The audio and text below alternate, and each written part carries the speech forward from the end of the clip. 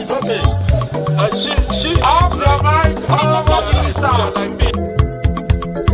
Chai! Now wow, people wey suppose talk truth to power don't off mic.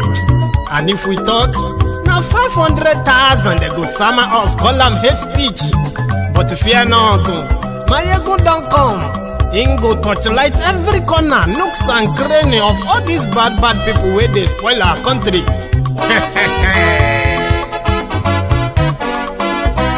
So my people make we laugh, oh yo yo.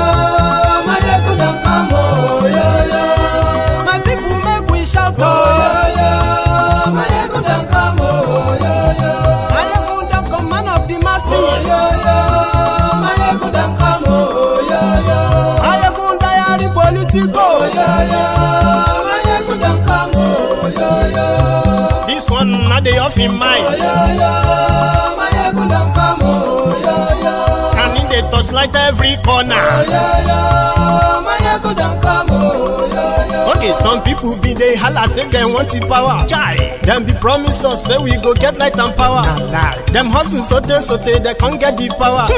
But now they know they do anything with the power. Sure. Every day, dollar just they get the higher power over naira. See them talk say make we off mind, but thank God say my ego don't come. So my people make you loud, oh yo yo. My ego don't come, oh yo yo. My people make we shout, oh yo yo. My ego don't come, oh yo yo. My ego don't come, man of the masses, oh yo yo. My ego don't come, oh yo yo. My ego diary politico, oh yo yo. My ego don't come, oh yo yo. This one not they off in mind, oh yo yo. My ego don't come, oh yo yo. Person where they do evil, no one make person talk. Them say that my yegun, that man too they talk. He too they talk. Say my yegun diary, he they hot like pepper. But every day then they take money in bulk.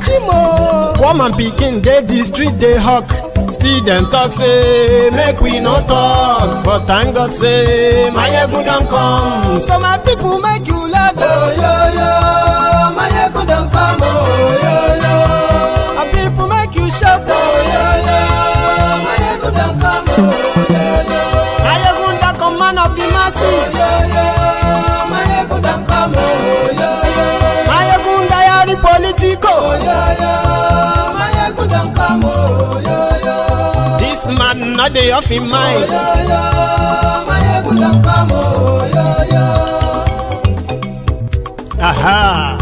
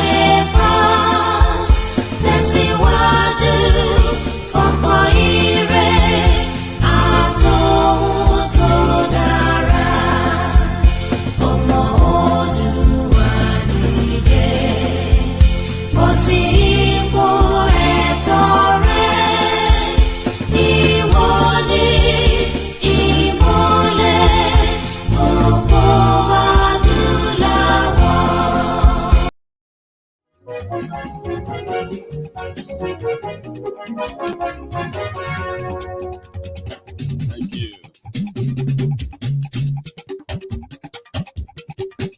Good morning to you. Good afternoon to you. Good evening to you from wherever you're watching from.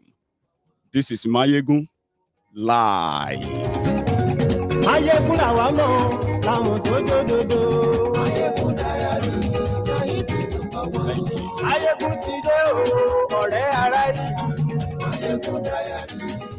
you. Lórí Facebook, lórí YouTube. Ẹ̀kálẹ́ o, ẹ̀kálẹ́. Gbogbo ṣe ń lọ ní Máyégún já wa sí. So one of the things that people have asked publicly and then privately is that we should dedicate much of our energy and then research or awareness into educating the people why they should support the idea of one renegotiating what is now called Nigeria and pave way for an exit of the Yoruba people from Nigeria. Why should the Yorubas be interested in that? And so many other things I'm going to touch today. Tonight won't really be about them, even though it will likely be about them too. I'm talking about those who brought us to this stage and ganging up again to drag us into another journey. 4 years of our lives are being stolen by people who give no damn. I'm going to talk to you tonight as a Yoruba man, and then it will be logical enough for so many of you who are not Yorubas as usual. Lórí YouTube, Agnes Sulaiman, ọba bá gbé wúrẹ́, Agnes Sulaiman, ijó ìgbádìyẹ, Agnes Sulaiman. Let's take a minute for those who are joining now while we wait for others, right? Let's take a minute to like that video before you settle down fully, right?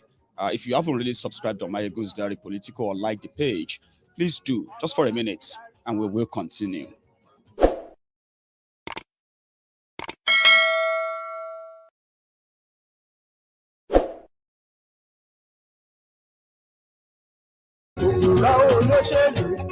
Thank you. So for the many of us who have who saw the interview granted by Buhari yesterday concerning the state of Nigeria and his supposed sharing news for the citizens in the new year, but it all came back as as blank as usual, hopeless and depressing as well. However, as a people, I'm a Yoruba man from the western part of what is today's Nigeria. And I do ask myself many times that the only thing lacking in the hand of the people generally, especially in Yorubaland and beyond, is that the sovereignty, the power to decide what they want and who push what they want is no longer with the people. It has been stolen simply because of the years of abuse, corruption, assault, and then killings that has somehow forced people to accept their destiny in a place that is not working for them. The political class that are expected to be the sort of the heartbeat, or let me say the pulse, to feel the pulse of the people that they are representing, have become part and parcel of the whole conspiracy, the conspiracy to keep us poor. You must have possibly read a lot or believed too on what you have been told of how rich the land of the Yoruba people is, and how much of these resources are being stolen right before your very eyes by those who speak your language and by those who don't, because they have the umbrella immunity of what? Of Nigeria, something that takes your power away from your reach. And that then brings us to where I made the writer of this broadcast: identity crisis. In Nigeria, it is easier and convenient to call yourself a Nigerian, even when you can't really define what makes you a Nigerian. People make conjectures. They make up things, conjectures that, just to make them feel kind of reasonable for why they are Nigerians. But in actual fact, there's no real Nigerian. Citizenship is what makes you a citizen of that country. But today in Nigeria, it has become so bastardized that even those who are crossing over from the Sahel, we call them the Fulani nomads, who have now created, or let me say, who have now widened the gap of the vision of Nigeria, because the people in charge of Nigeria who choose to promote ethnic and religious bias over the rest of the country makes them more citizens than majority of you in Nigeria. How do I know that? I'm a Yoruba man, right? Nigeria does not allow me to have an identity that actually gives me something that makes me say, oh yeah, I'm part of Nigeria, but I'm this. Most of it I've been told, or you have been told, like many of us have been told, are always secondary. For example, you are not allowed to register a political party in the name of your nationality, which is Yoruba. Now, starting from the beginning, as Nigeria happened to be a product of a negotiation, which means some ethnic nationalities, right, came together and agreed to be part of the former colonial Nigeria as a new country, a country of a negotiation that has now gotten to a stage whereby your identity that came into that alliance is now secondary to the alliance that nobody can really define to you except whatever whoever is in power says you are. Now, don't get confused. What I'm saying here is this. As a Yoruba man, it is illegal for me to have an idea of a Yoruba first, right? And by so doing, promoting the ideology among the Yorubas, why or what makes them the unique Yorubas as part of Nigeria. And in fact, why they should know that they have the capacity to be their own country without Nigeria. So I'm not allowed to promote that ideology. And they cut every legal means of making it easier. That is Nigeria, a forced union. Not because the Yorubas negotiated for this particular Nigeria to start with. No part of Nigeria today negotiated for this current Nigeria. It is a forced union, a forced relationship, whereby every opinion that is contrary to those who've merged it together is never going to see the light of the day. So as a Yoruba man, I am not allowed to go out there and say, oh, why can't we have Yoruba Nationalist Party? I'll tell you what I mean by that. Because I figured out something. When they take away your power, you can rabble, you can scream, you can complain. But without that power, is either you take it back by force, right? Or without it, it will always be same thing. Again, I am not allowed, or we are not allowed to start a political party, right, that says Yoruba Nationalist Party, with all the ideology that has to do with Yoruba nation. Yoruba is a nation. You need to know that. The population of a 60 million Yorubas is a size of more than 10 African countries, sometimes put together. So the ideology that you are a Yoruba man in Nigeria is secondary. And that is why when you look around to try to register your complaint, your displeasure, and the rest of that, you find out that there is actually nobody who is with that mentality, because Nigeria didn't allow it. If you start a Yoruba Nationalist Party, it simply means the idea of a Yoruba nation, right, can be indeed embedded in Yorubas from cradle to adulthood. The idea that says Yoruba first in everything, wherever you found yourself, in any position of authority, position of power, or anywhere where decision is being made, and you are sitting on that table as a Yoruba man, the first thing that comes to your mind is that what is Yoruba going to make out of this? If there's nothing for us in this, then we are not involved. That character, that kind of a mentality is built into people that was stolen away from us. That could have been us when Action Group then was in charge of the Yoruba nation, the Western region. The ideology was very mutual because it was easy to sell. This is Yoruba land. This is your government. whatever you want done. If we can't do it, you can just completely ignore us and then abandon us for others who can do it. It was easier. So every individual who went into either public office or went into politics and the rest of that, their idea were much about how to build a virile and then a successful region. And listen, they did. Between 1954 and 1960, they turned around the fortune of the Yorubaland, and it could have been greater if it wasn't cut short. Now, this ideology is what Nigeria stole away. And this ideology is one of the reasons why we as a Yoruba people, if we want to know why we've lost that power, and we lost the power, unfortunately, we thought we lost the power to those who are parading themselves as leaders and representatives of Yoruba today.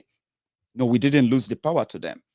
What happened is that they were stooges who are in office but not in power. We all know where they derived that power from. The people who staged the revenge coup of 1966. So as a Yoruba man, your pride will normally come from where? It normally comes from where you come from.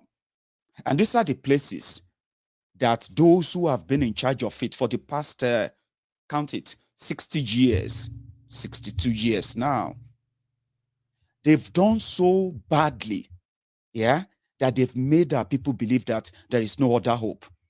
Every now and then, people feel like maybe we should wait for another 4 years, or maybe military should take over, maybe something should do, because the people in charge or people who have the chance or those who claim to be representing the Yoruba people, their ideology is that whatever solution they are going to prefer, it has to align with Nigeria so that they won't lose anything.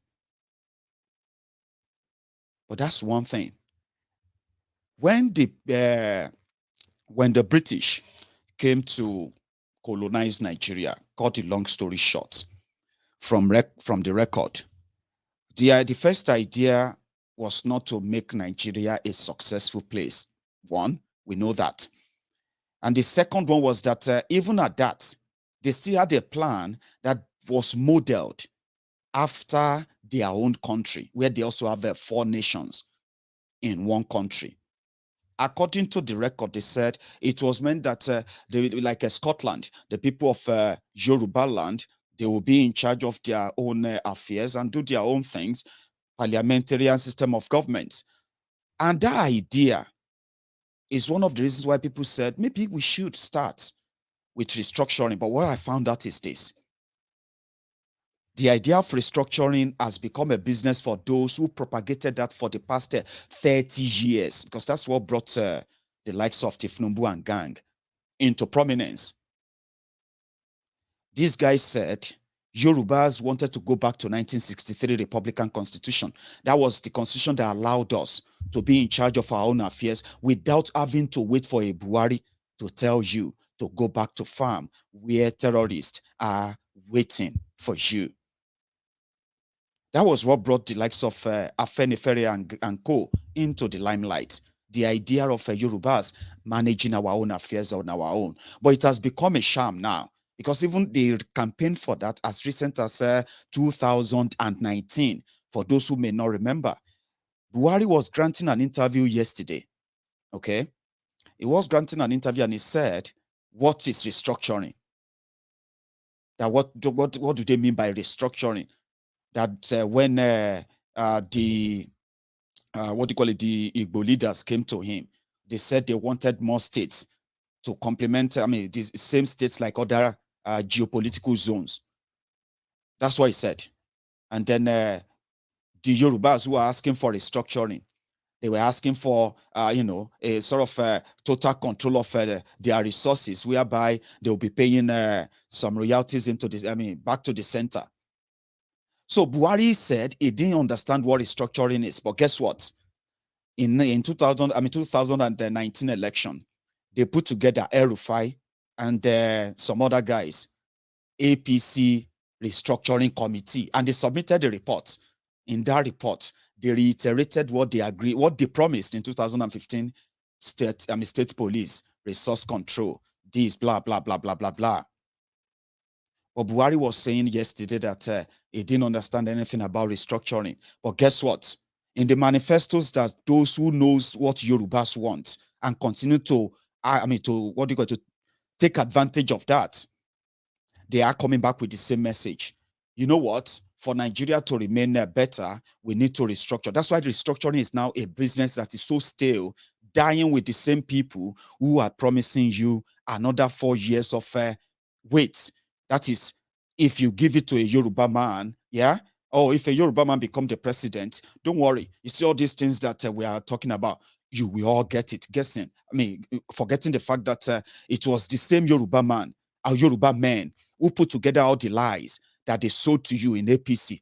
All the lies. Kayo Defayemi. So the point I'm making here is this, right? When people said we have no power, it is because we don't have that power. Most of the time we wish that we do have the people on our side enough to go, to go after these charlatans who made us so cheap, where the conversation about Nigeria is being held, and these guys continue to probably push for themselves.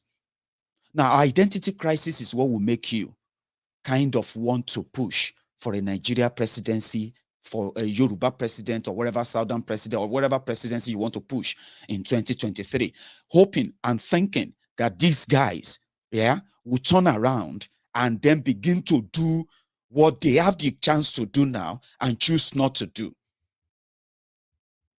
So that is why when people said that taking over from them starts from taking people away from them. So logically, if you don't have that political power, then you should possibly have the military power, both that have been taken away from the majority of us, and then the majority of our people beaten with poverty as well.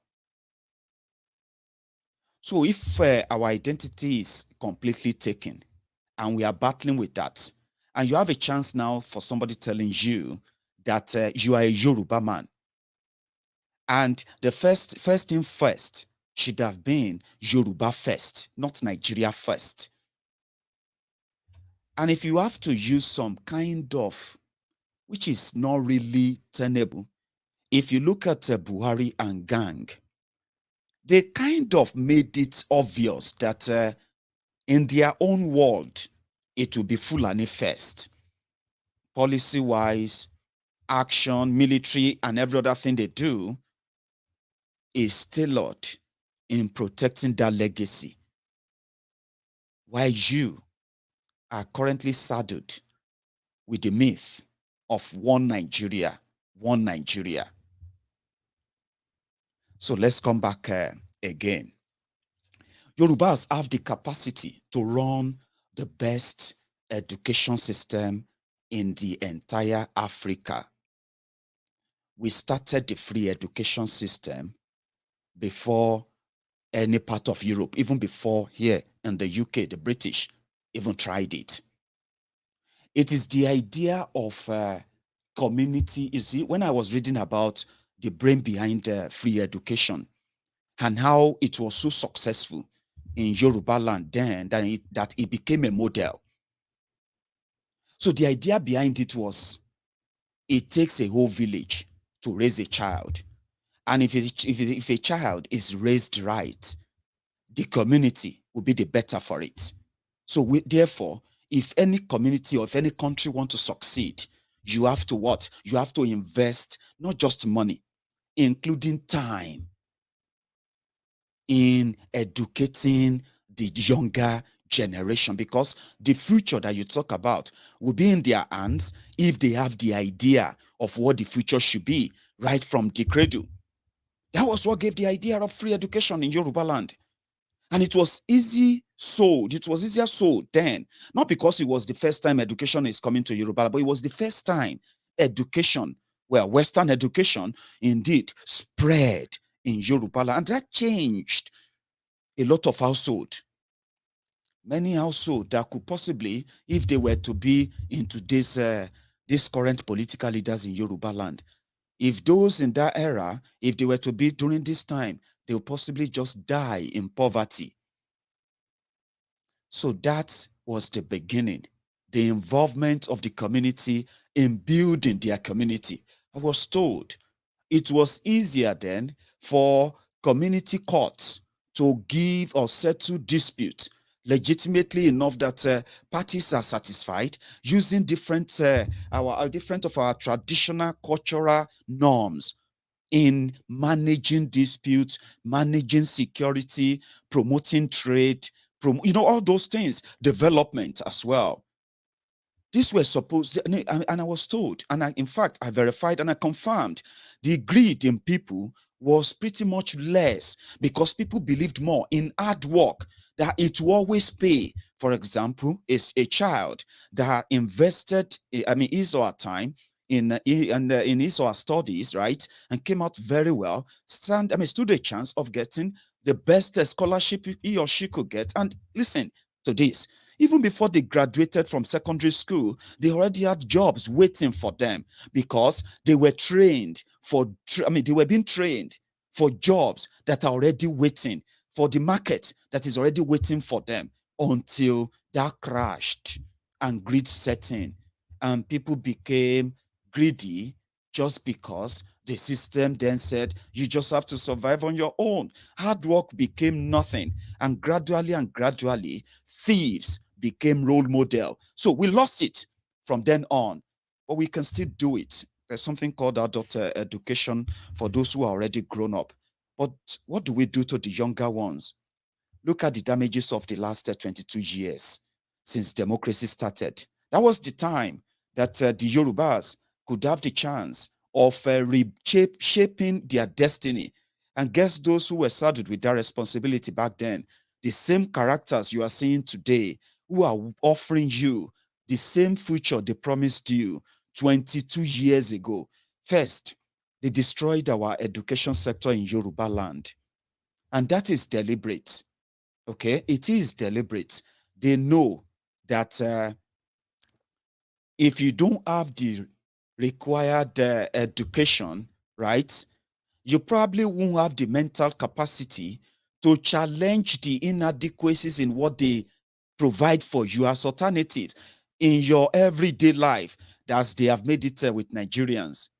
They didn't improve because they believe that keeping people poor makes them more powerful. They, in 22 years ago, right? It didn't take Awolowo 10 years. It didn't even take him up to 8 years to make or achieve everything they've told you he achieved, or do we have on record that he achieved in education, in agriculture, in infrastructure, in health sector, right? And so on and so forth, right? He didn't spend 10 years, but for 22 years, these greedy criminals continue to make a bad deal for the Yoruba people that kept us poor, okay? So this is an example. Awolowo was able to design a policy of inclusion and involvement of the people, which says service, not just any kind of entitlement. Service. It was all about service. So they invested the little they had. Those who could pay tax were paying taxes, right? They invested in agriculture, which is the mainstay of our economy as back as then. Yeah. They invested in all of that and expanded on all frontiers. They built what was called the Premier Health Center in the entire Africa as far back as 1950s.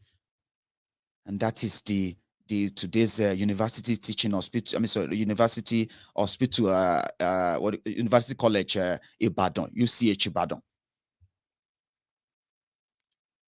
They built Obafemi Awolowo University and built so many other institutions like that were meant to train the future thinkers, the future, leaders, who unfortunately, majority of them ended up in Europe.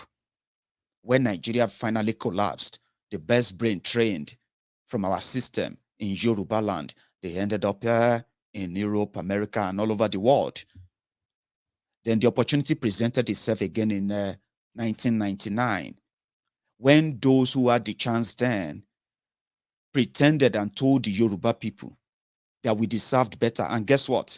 They used the late sage Obafemi Awolowo as their own role model. And as Yorubas, it was easier. You get easy attachment to Awolowo. Now, these guys came 22 years down the road, right? We have whenever Nigeria goes on strike on education, the entire education, university sector in Nigeria, Yorubaland follows them. When they say the healthcare system, healthcare workers are on strike, the entire Yoruba healthcare system goes with them. And now, Yorubas are now at the mercy of whatever they do with your education, with our healthcare, with our infrastructure, with our agriculture, including our own security. We now have to just rely on them. And then, and hope for the best. That can be the only option if we have the right people. Indeed, speaking up for us. We don't. Of course, we don't. And that is where your Yoruba-ness, the Yoruba first in you, should come in. If they ask you that, what makes you a Nigerian, you are probably not going to be able to really say. Not even your politicians will say. Obasanjo said his Yoruba-ness. His Yoruba-ness is not up to his Nigerian-ness. And then he went on to say, because he wouldn't have become what he became if it wasn't because he's a Nigerian. But how many Yorubas can say the same, that they wouldn't have become whatever they are today if they were not Nigerians? And how many Yorubas can come out today and say, probably I would have been better if I'm not Nigerian? That is where the conversation of would you rather keep being a Nigerian in a mismanaged and imbalanced system like this that it doesn't really guarantee anything other than the mystery of it go better. So we have everything that could make us better and great.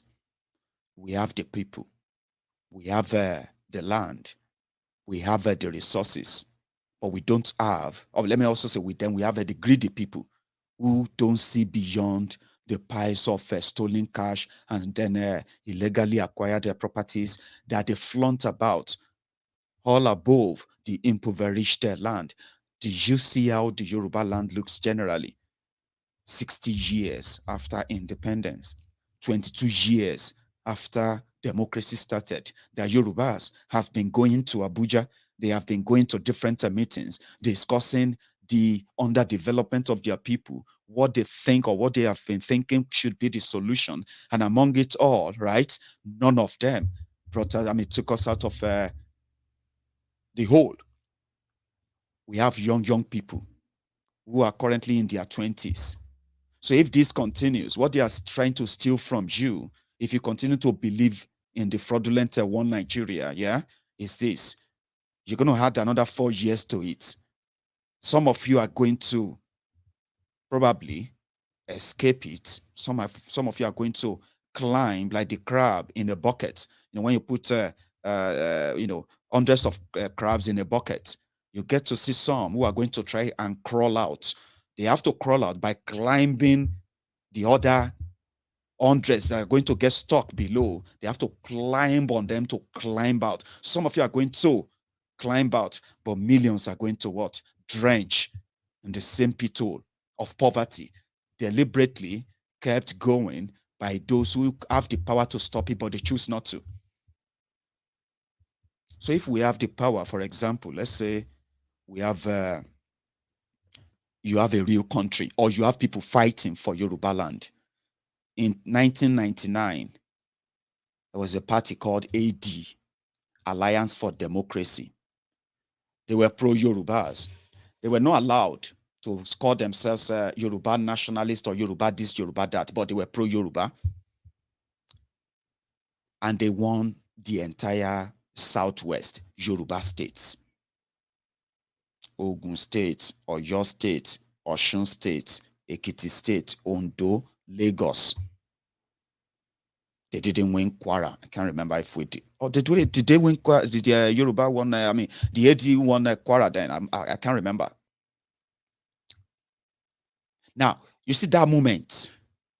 was the moment that you would expect those who have been at several meetings before 1999, before they did a meeting to select those that will become governor, become this, become that, going into a democracy. The idea then was that they are for Yoruba, and it was for Yoruba first. The development of Yoruba people, the progress and development of the land, and so on and so forth, was going to be their own yardstick. In fact, the idea of AD was to promote everything AG, Action Group. But it was a lie. It was a lie, because the idea then was that if I have been, for example now, right, I have been talking about the possibilities that if the Yoruba side should have the real people who believe in Yoruba first, indeed, yeah, who knows that the only way Yorubas and the young Yorubas can have a real better life, a real life, if we all show interest, is that number one, Yorubas can no longer give or share their resources with the rest of Nigeria, and we are not going to share the rest of Nigeria's resources as well with the rest of Nigeria. Let Yoruba controls our land, the borders, and the, you know what I mean? Let us control our trade and the rest of that. And whatever that will be as a cost to being part of a temporary union of Nigeria, yes, we can probably negotiate that. But there is nobody raising that up, right? Since that 1999. So it would have been like, Mayegun, you talk about Yoruba nation and all that. Sorry, it was ANPP. Thank you. I wanted to remember, I know it was Mohammed Lawal, right? I wanted to remember Lawal, you know, but I know. Thank you so much for that correction, okay? It wasn't AD, but AD won all those states I mentioned just now, right? And I can still remember, I mean, you know, I can still remember all their names, okay? But I'll come back to that. Now, you would expect me that, they said Mayegun is now Ogun State governor. Yes. He's been talking about Yoruba nation. Now, let's see him talk about that Yoruba nation as a governor. Wouldn't you expect that? I'm just saying. Yeah? That was what you would expect, or I expected, from those who won as AD, Yoruba Party. They were not allowed to become Yoruba Nationalist Party or Yoruba something party. They were called Alliance for Democracy. Just to fulfill the military decree that they called 1999 Constitution. That is the book that won't allow you to set up your own political party that actually represents your nationality in that arrangement. You get what I mean now? So 6 of them, they had the executive power. They could test anything. Obasanjo was president. But they didn't. Did you know one thing? For those first 4 years that they were all together, no single one of them moved a motion or push for restructuring of Nigeria. None. Everything. No. Until after Obasanjo crossed over them and they crossed over to opposition and they became Afenifere again. But Tifnumbu survived. Since Tifnumbu survived, he became their godfather, for those who know the story. Now, Tifnumbu completed his own 80 years. The most part of it fighting Obasanjo, but that's another story. So they had the chance. They missed it. Then they became opposition. And they started promoting Yoruba this, Yoruba that, Yoruba is this, Yoruba is not this and that. But they are not really for Yoruba. Eventually we found out that these guys are not really in any way for, everyone can use that Yoruba name, Igbo name, and all of that identity to gain access to the table in Nigeria. And I'm asking you right now that you should stop giving them that privilege. You should begin to withdraw from such a ignorant support that some of you really give to them. So they had the chance in 1999. Listen, from 1990, they have been asking Yoruba will break up. In 1993, somehow they supported Abiola. When Abiola's election got overturned, that brought them to limelight again. Yoruba will go, Yoruba will go, Yoruba will go. Abacha came. They were using Yoruba name, Nadeko, to fight Abacha. Yoruba this, Yoruba this. This is against Yoruba. They hate Yoruba, this and that. Just kind of similar, but a bit different to what the Biafrans are doing. Because the IPOBs have not said they want to become political party. But Afenifere then, yeah, was the one making declaration, we would protest tomorrow. You know, they were really, that made them prominent. Some of them, they became targets of Abacha junta. And since they ran away, Tinubu and co, they all ran away. Some of the journalists like myself now, you say, oh, if there was blogging back then, I would have been one of the bloggers that would running away from Abacha because I'm talking about Yoruba this, Yoruba that. Abiola must be freed. Same way we are talking about Nnamdi Kanu must be free. This must be free. But the difference is this. When 1999 came, they saw the opportunity. They quickly pushed them since they are the people are reading from. Dele Momodu said, Kudirat Radio, Tinubu said from London, in exile, Tinubu sent message of New Year to people, you know, that kind of things. Started giving, you know, they were the people available. So they presented themselves. Yorubas quickly embraced them. And it wasn't a hard job at all. Many of them had nothing. Tifnumbu, they had to, it was Benga Daniel that gave Tifnumbu the car Tifnumbu used on the day of his inauguration as the governor of Lagos State. These were guys who were like, okay, yeah, I mean, people were going to, so let's go back, democracy, you know. But they had 4 years and they said nothing about Yoruba. They did nothing about Yoruba. They just kept the status quo. Even though, credit to them, they give free education. Okay? It was easier. Oh, it's going to be free education. And there was free education across all the Yorubaland, courtesy of the AD. Right? But the people who got sacked, simply because of the arrogance of different AD governors, right? They have a story to tell. However, they lost power after 4 years. Then they started remembering Yoruba again. Right? Yoruba, this, Yorubas are, you know, PDP is this, they are thieves, they are this and that, you know. And the PDP too, who are Yorubas as well, they are Yorubas. But the Tifnumbu and gang, with the Lagos money, they were able to continue to project every Yoruba PDP as a pro-Nigeria, a supporter of Northern Nigeria. So somehow, the PDP too, they were misbehaving as a bunch of thieves. You know them all. The criminals who sold lies to us as Yorubas, sold lies to your uncles, my uncles. Some of those uncles, they are still here now. They are still talking about pro-Yoruba, Yoruba, but they don't believe in it as such because these guys don't. So something happened in 2011. It was the moment that they believed that, oh, this is another window. Let's tell the Yorubas that we have found another solution because we can actually take over Nigeria for ourselves. The idea came in 2011 when Jonathan sent the presidential jet to bring Tinubu from Lagos down to Abuja. And that was the moment Jonathan was trying to succeed Yaradua. And he needed something strong from the southwest, southwest, because the north, it wasn't so kind of sure they would give him that vote then. Tifnumbu was promoting, I think it was a Ribadu as the ACN candidate. Meanwhile, he was meeting with Jonathan to continue as president.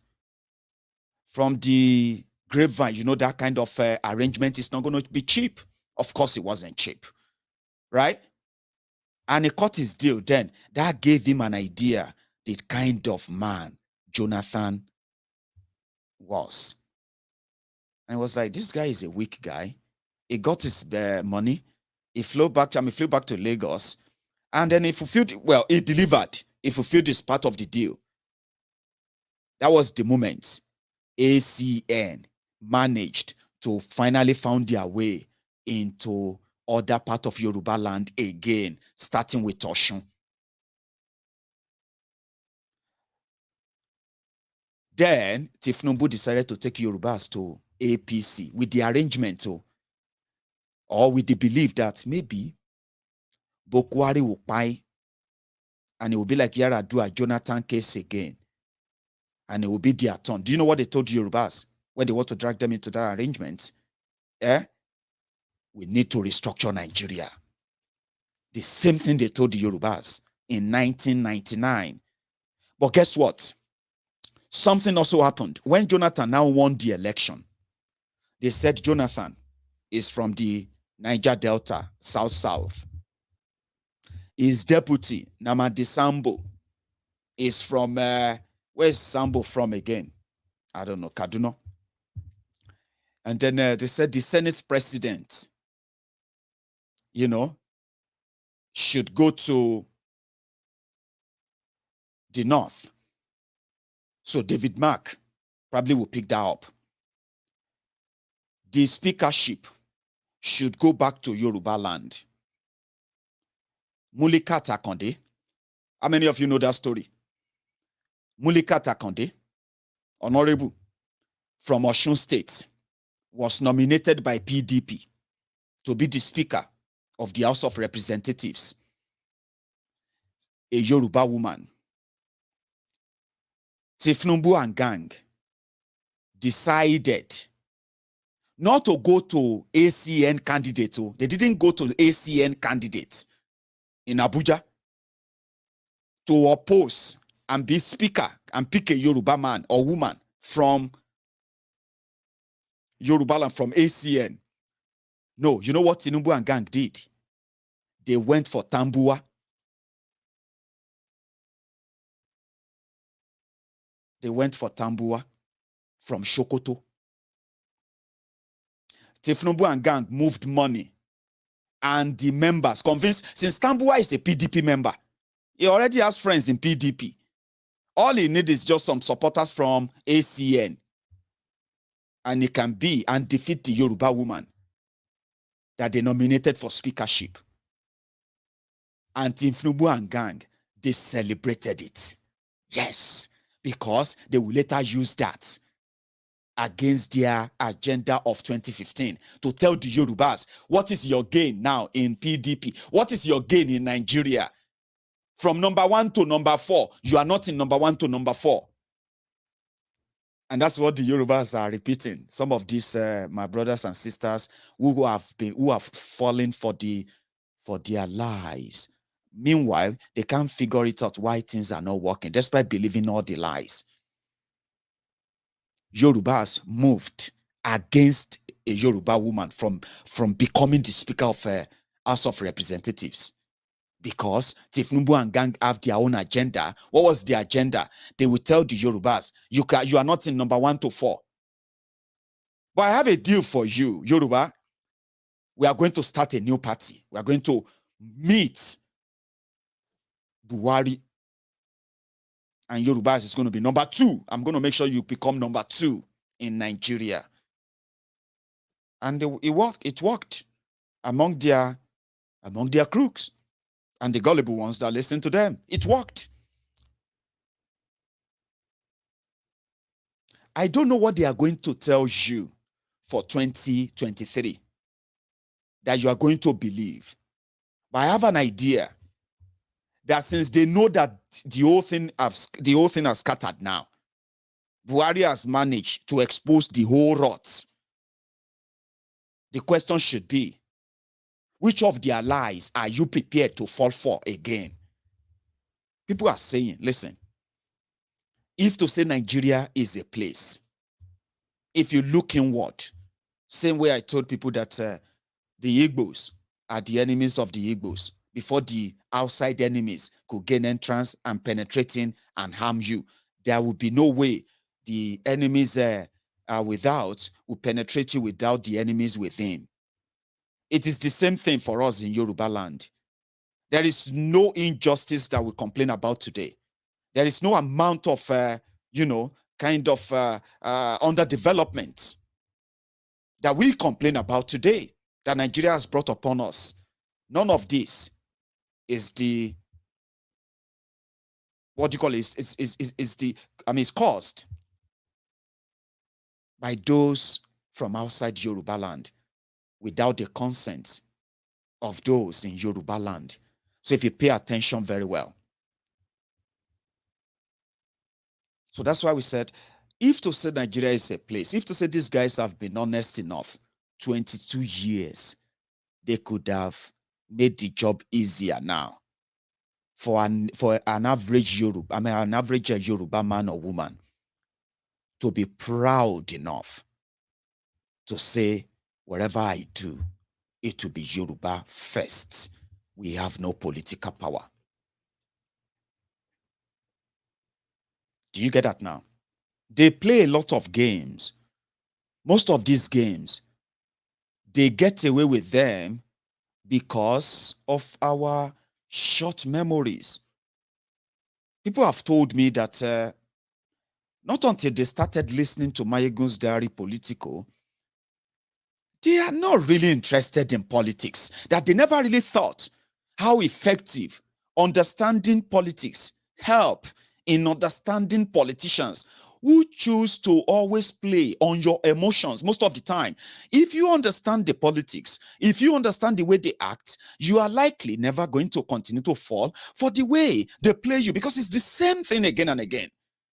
Short memories about it. Once you're not interested in it. When I said politics affect everything we do, politics is why majority of us are outside Nigeria today. Political decisions of the criminals of the past or present is the reason why many of us are currently out of job today. Yes, political decisions of some of these guys, past and present, is why many of us are dead today. Some things are not natural. Some of them are not because of God. They are man-made. Because there's a way it affects everything.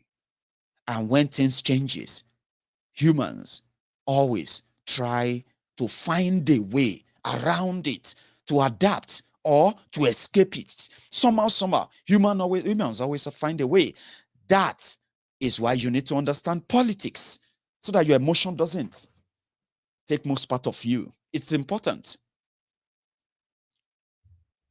They played us, and they will tell you they are speaking for you. See, listen, somebody will tell you, if it is not because of Tinubu and his political team, only God knows where the Yorubas will be today. Listen to me. If they were not there at all, yeah, Yorubas will probably be better off than we are today. Because we will likely not get tamed by them that are benefiting from the rot, while we are the victim of it. It was from 1999 that they knew that the 1999 Constitution is a problem. They knew that the 1999 Constitution was a decree, military decree. It wasn't the people's constitution. But somehow, it kind of worked for them. Somehow, if you think it very well. And it is better to cooperate with others when they try to change any part of the decree to something that will work for them, but not for you. For 22 years, why do you think it is strange and it's becoming, or let me say, it becomes so hard to convince a brother or a sister in Yorubaland that it is either the Yoruba part away with Nigeria, or the current arrangement is renegotiated, and those who care for Yoruba should champion that when they have the chance, when they have the power, when they have the wherewithal to do it now, not when they are out of it? Why do you think that is difficult to say to an average Yoruba man and woman, and they will take it with easy qualm? Why do you think it's hard? Because those who told the Yorubas that was their agenda, the agenda to bring prosperity, development, and safety to the Yoruba people in that same Nigeria, they failed them, and they started talking about something else, about power and power. But look at it this way. 22 years, they had no idea of how to build one common developmental goal and pursue it for the people and the sake of these people of the Yoruba land. When they say no electricity, you find that in Yoruba land. When they say no employment, joblessness, you find that in Yorubaland. When you want to see the poor, terrible, poorly educated people, and then graduates that are unemployable, right? You found them in their thousands in Yorubaland. And these are the awaiting time bomb that the fact that they have failed to bring this upon Yoruba people, right? Terrible roads, terrible hospitals, bad schools, terrible agriculture that they even talk about all the time, something that you have the land there, and you ask yourself, why is this so difficult, right, for the Yoruba people to grow our own food enough to become so significant for the rest of the world to know that, wow, look at that amount of food production coming out of Yoruba land, because they choose to underdevelop Yoruba land. And even when they claim to be incapacitated, did you see them make any move that is in the interest of the development of Yoruba land? Of course not, except if you are lying to yourselves. It didn't take Awolowo 22 years to do all he did, even without oil money, because it wasn't taking allocation from anywhere called federal government. It was asking Yoruba people to build Yoruba land, because it made them believe in the Yoruba land, which is their land that they could make great. But look at these criminals. They want you to believe in Nigeria, to make Nigeria great. And you ask yourself, what is Nigeria? When the component part of Nigeria is in dereliction, is in complete state of disrepair, is in total desolation, and then the poverty capital of the world. What are you making great when the criminals who made this, who brought them to this state, are still at work and they are not ready to make any changes? How do you make Nigeria great when Yoruba land is poor? So for 22 years, they couldn't build that synergy. They couldn't build that cooperation. They couldn't do anything. They are pointed to say they represent you.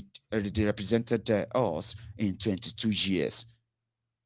Now it's hard to tell a Yoruba man that it is better you do away with that constitution and don't join them in any bogus election, because it is just a validation for the same underdevelopment that you are dealing with today. If it is not because of identity crisis, you should, if you are going for any election, if Nigeria was a place, if these guys, old men now, look at them, old men. Oshoba was governor in 1999. For that 4 years that he was governor, he later came and he supported the guy called Amosun. Amosun spent 8 years. He used most part of that to disgrace Oshoba and to undermine him, until Oshoba ended up with, Oshumbade and Co., who brought them Dapo Abiodun. Now, for 22 years that they have all been in charge of that Ogun state, were minus 8 years of Benga Daniel. When Oshoba needed medical treatment, a former governor of a whole state, he came to London to come and get that medical treatment. Same thing happened to Tinubu. Lagos State is considered as the mega slum of, mega city of Africa. Okay, sorry if I pronounce that in Ibadan, what do you call it, Ibadan dialect. So mega city, that's what we call it. I call Lagos the mega slum. Okay, so for 22 years, that Tinubu has made sure that those that succeeded him, they continue to push what they call the Lagos master plan. The Lagos master plan didn't have any viable hospital that could take care of him in times of medical emergency. They had to fly him to the UK and to America for an operation, and then to the UK for recuperation. For 22 years, that is their legacy. So if you go, normally, if they did their job, the Yorubaness in you would have possibly made you promote those that will build things that will keep and care for all Yorubas in Yorubaland. That was what Awolowo did. That's what I'm saying. If they did their job, and the reason why it's difficult is because those who told you that they will do that, Tinubu and Co., Afenifere, Nadeku, and all these guys, they are now those in power. Now that they are not doing it, when you go into any election thinking you are going into election as a Nigerian, as a Yoruba man, who want to vote for a Yoruba man who is going to build Nigeria and the rest of that, you are selling yourself a mirage. You are selling your children a mirage. You are even wasting the future. If you are a young person watching me right now, you are wasting your future for something that they know is complete fraud. Why should you do that? 22 years, they did not ask that the constitution of Nigeria should be banned because it never serves the interest of the Yoruba people. I'm a Yoruba man. And if I'm a governor, I once told people, I said, if I happen to be a governor of, if I'm going to be involved in any politics, right, it's always going to be Ogun State when they still use states, okay? And if I'm going to ever be involved in their politics, yeah, it is always going to be about Yorubaland. And this kind of conversation and possibility are the likelihood of the bright minds of Yorubas all over the world, right? We eventually get involved in what is called the political participation. Very important. It's called political participation. I'm not saying run for office or anything. No, I'm saying if it is not because of identity crisis, right? As a Yoruba man, right? It should be easier for me to pull my resources, to give my support to a political party that says Yoruba Nationalist Party, for example. Because I won't expect a Yoruba Nationalist Party to be promoting one Nigeria. That would be absurd. It will be weird, won't it? Now, because my identity is Yoruba and I want that respected, Nigeria took that away from me. Now, a Yoruba man will tell you, my friend, that doesn't matter because Nigeria told him it doesn't matter. The Tinubu and co who were championing Yoruba this, Afenefere, Nadeko this, Yoruba activists, Yoruba politics, you know what I mean? Are now championing one Nigeria, because it pays the bill. Then it steals the future from the young ones. Everything that we could tap into, we have been limited from doing so. And right before our eyes, they have been exploited, and you don't even have anybody to push back. So if I'm going to ever get involved in any of their politics, right? Let's say I'm a candidate of a Yoruba Nationalist Party. If I knock your door and I say, oh, and Lema, orúkọ mi ni Badero Olúṣọlá, èmi ni olùdíje fún ipò gómìnà fún ìpínlẹ̀ yìí. Mo fẹ́ sọ fún yín pé èyí tó ṣe kókó jù nínú agenda wa òun ni pé gbogbo nǹkan tó bá ti jẹ́ ti Yorùbá tó ti ní ṣe pẹ̀lú Yorùbá ló láti jẹ wá lógún. A pè ní Yorùbá first.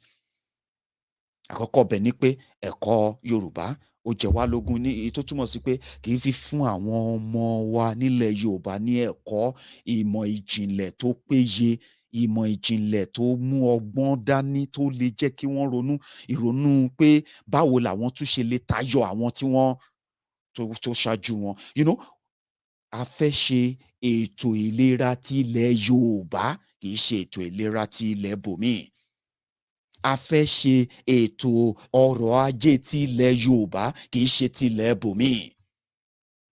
A fẹ́ kí ọmọ Yorùbá kí ó pẹ̀lú àwọn tí wọ́n ó gbé ilẹ̀ Yorùbá ga ní ọ̀nà àrà oríṣiríṣi, débi pé a fẹ́ ṣọ̀nà ni o, a fẹ́ ṣomi ni o, a fẹ́ ṣe iná ni o, a fẹ́ kọ̀wé ni o, a fẹ́ kọ́lé ni o, a fẹ́ ṣe gbá, a fẹ́ ṣàwo ni o. Ẹ jẹ́ kí ọmọ Yorùbá feel attached mọ́ nǹkan tí ó ń ṣe fún ilẹ̀ Yorùbá, because ilẹ̀ Yorùbá ló ti wá. Ṣé ẹ dìbò fún mi tí mo bá ní pé bí mo ṣe ń jáde yìí? Because tí ẹ bá dìbò fún mi, àwọn ètò yẹn rèé o. Irú ilẹ̀ Yorùbá tó yẹ ká máa gbére o. Irú ẹ̀kọ́ tó yẹ ká máa kọ́ rèé o. Right? Somebody like me will be involved in that, and then nobody will arrest me and say, why are you a member of Yoruba Nationalist Party? Why are you not talking about arise or compatriots? And I'll tell you, are you normal? You as a Yoruba man, a Yoruba woman, you can indeed feel some attachment. Look at what they forced on you. PDP, APC.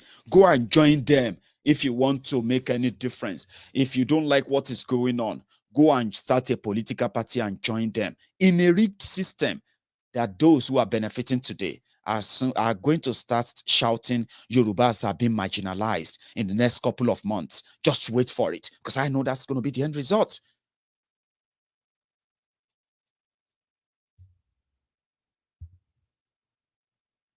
You know. So somebody said that I am not realistic. It's just an opinion. You probably have more realistic ideas than myself.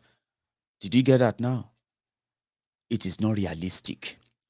to have your own political party in a system that recognizes you as a partner in the project called a country. Listen to this.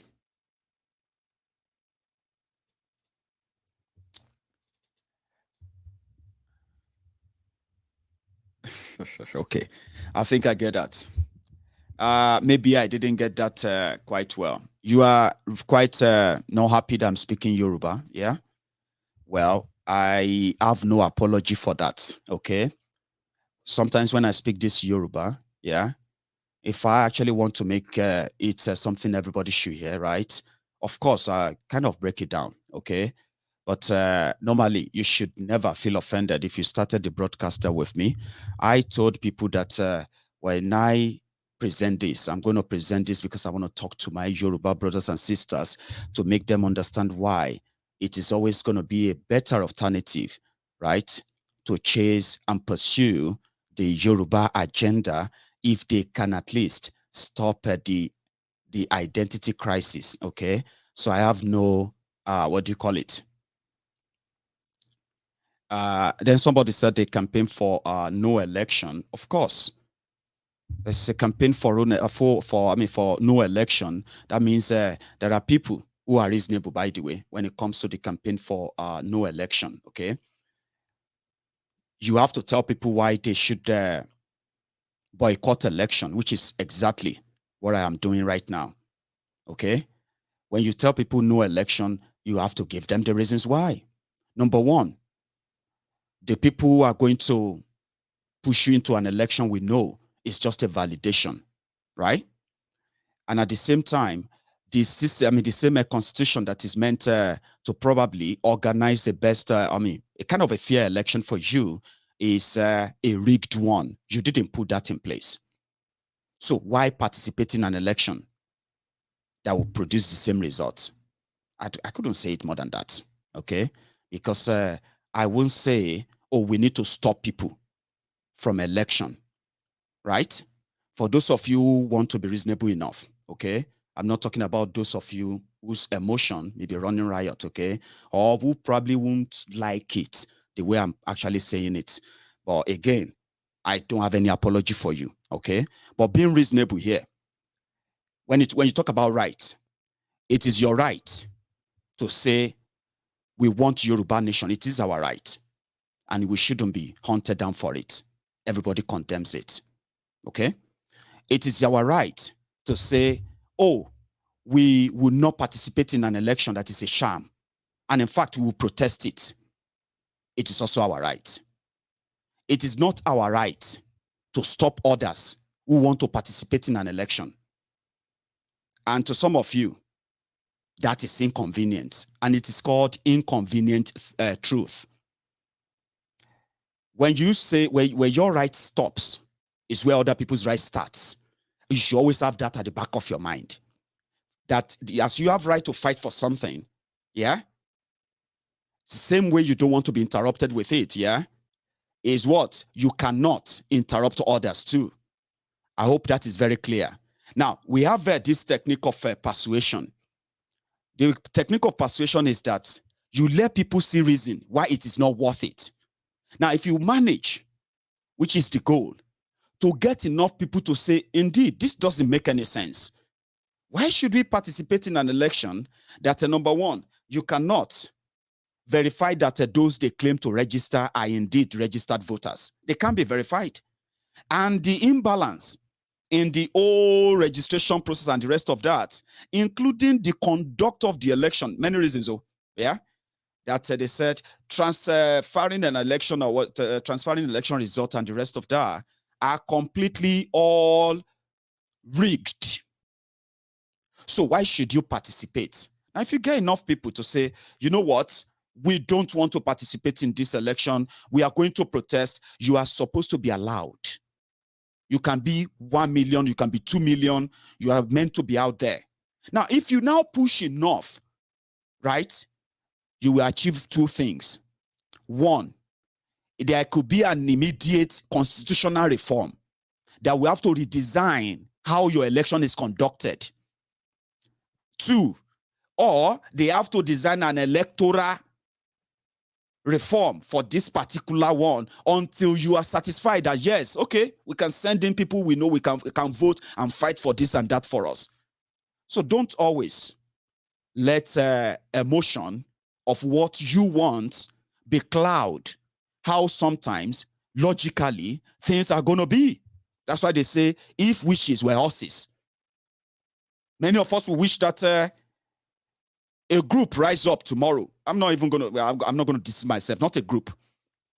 Let's say, for example, you have the Yoruba governors, for example, who rise up tomorrow and say, you know what? We are parting ways with Nigeria. Well, that's a wish because it doesn't work that way. We know how they got there. We know the system they operate. We know the system work for them. We know they will defend the system. And if I'm trying to tell people why an election is not an option, that doesn't mean that I have the capacity to stop them. Okay? So I don't get ruled by emotion. I have to say that very clear. So if it doesn't sound good to you, well, I have no apology for you. I hope you find the better way somewhere else. In my own opinion, Yorubas who are attached to these guys that they see, and we know since they control the leverage of power, they are at it again. Yeah? But some said, maybe when people, as much as the awareness is now ongoing, that we know that Nigeria is just at the verge of, boom. Yeah? It is good that somehow people are understanding why it is a waste of time. Number one, to think you can still probably join them and make Nigeria work. That is never going to happen. Because if you ever want to say Nigeria should work, the only option is that you would have to break it up. Do you understand? Breaking it up in this sense is this. Everyone will have to take their own destiny in their own hands, just same way people are demanding today. That gives them the opportunity to say, you know what? We don't have to blame anyone else for our problem anymore. Swim, sink, or sail, we will have to deal with our own problems. Now, to arrive at that, you need the people on your side. Somebody said every time you keep talking about we need the people on your side. I said, well, if you are in a hurry, why don't you go and declare the Dual Republic right now? I mean, some of you may even have the capacity. You know what I mean? If you follow how people want things to happen. But most of these things, logically, they don't make sense. But when you try to present a logical things, it's too long, it's too much. My God, this one is too much. I have my friends who believe that all we need is just to start, boom, boom, boom, start doing all of that. And I'm like, maybe you should start. Don't expect somebody to start. You know, when you feel like, I remember when Mazi Nnamdi Kanu was still with Masob. I don't know if many of you still remember that, but, a regular, what do you call it, an original IPOB member will remember that it was Masob. When Mazi Nnamdi Kanu was with Masob, according to him, he was becoming the voice of the movement, but he realized that externally, people see Masob as a Biafran agitator and all of that. Some of their members have been arrested and some of them have been locked up in jail. Some people were even killed for being a member of Masob. But he saw differently. It was like the mission of these guys is not so different from the kind of socio-political organizations like Ohaneze, Afenifere, and all this. They are open to kind of political conversation, negotiation, and all that. And that won't push us anywhere. He wanted a radical way. He wanted a radical way. You know what he did? He did not fight Masob. He did not do anything. What he did, he went on and he started IPOB. For 10 years, he kept talking to people. He kept passing on his own teachings. Some of them that got many people angry because they're like, why would you say that to us? Why would you say that about us? And in 10 years, it brought that Biafran struggle back to the forefront. I'm saying it to you now. Sometimes you forget the fact that the chance you have having a chat like this is that you have an idea, but you also need to do that thing that you also wish. We should be talking about how to declare Yoruba nation. I've just told you how to do it. But it's going to be a long one, isn't it? My good, that one is too long. We need the action. We need boys. How about you start it? That's the best way. You know, sometimes the best way to say things is to do them. But some of us logically knows that even at that, you are still going to end up trying to do everything to win the people on your side. So that when you found yourself on that negotiation table, you can say, I am speaking for them. I am fighting for them. Do you get what I mean now? So don't always wish that somebody is going to do it for you, okay? Now, one moment.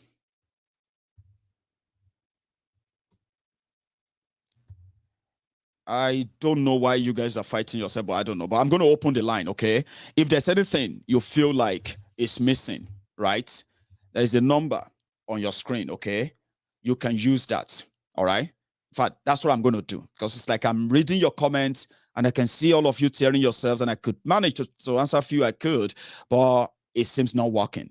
I would rather let you come here, especially those of you who feel like, you know, maybe my ego is even talking rubbish. I like people saying it to my face. I hope you are lucky, or you get lucky to phone in. So the line will be opened in a minute. Give me a sec. I'm going to take my usual tea break.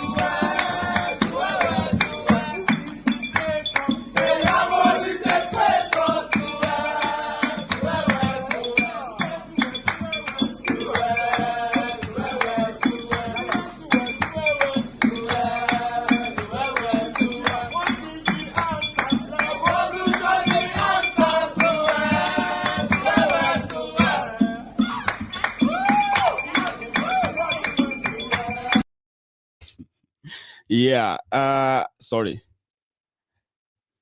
So, you know, I got a few calls there that got disconnected, by the way. Sorry, I keep using so I got a comment where somebody was, you know, where people like something, they always love to throw jabs at themselves. For example, what are you doing to get Mazi Nnamdi Kanu released? Or, my friend, what are you doing? Or why don't you go and do something to get Igbo released? Sometimes, for some of you who don't know, right, these are actually foolish talks. Because you see, the person you are telling to go and get Igbo out is not involved in his legal team, or the person you are telling to go and get Mazi Nnamdi Kanu out just because you disagree with them on Facebook, on social media. It's absolute foolish talk. But some of you kind of like that, you know. You like it. My friend, shut up. Go and do everything to release Igbo. Identity crisis, which probably makes some of you too. I read there somewhere where some said that, oh, they pushed Igbo. Oh, they have pushed Nnamdi Kanu. These are dumb talks. And sometimes when you see people who make all these statements, they look like grown-ups, but they are really, really dumb. Because except for the fact that typical Nigerians would love, you know what I mean, would love to try to take a jibe in someone else's problems in order to make themselves feel good. You know that those you say to on social media to go and get Nnamdi Kanu out, they can't get him out. In fact, they are meant to be celebrated. The fact that so many people have dedicated their time, their resources, their lives to organizing different awarenesses and protests all over the world. Some of them have never met Nnamdi Kanu, they've never met Igbo, and some of them will never meet Nnamdi Kanu, many of them will never meet Igbo.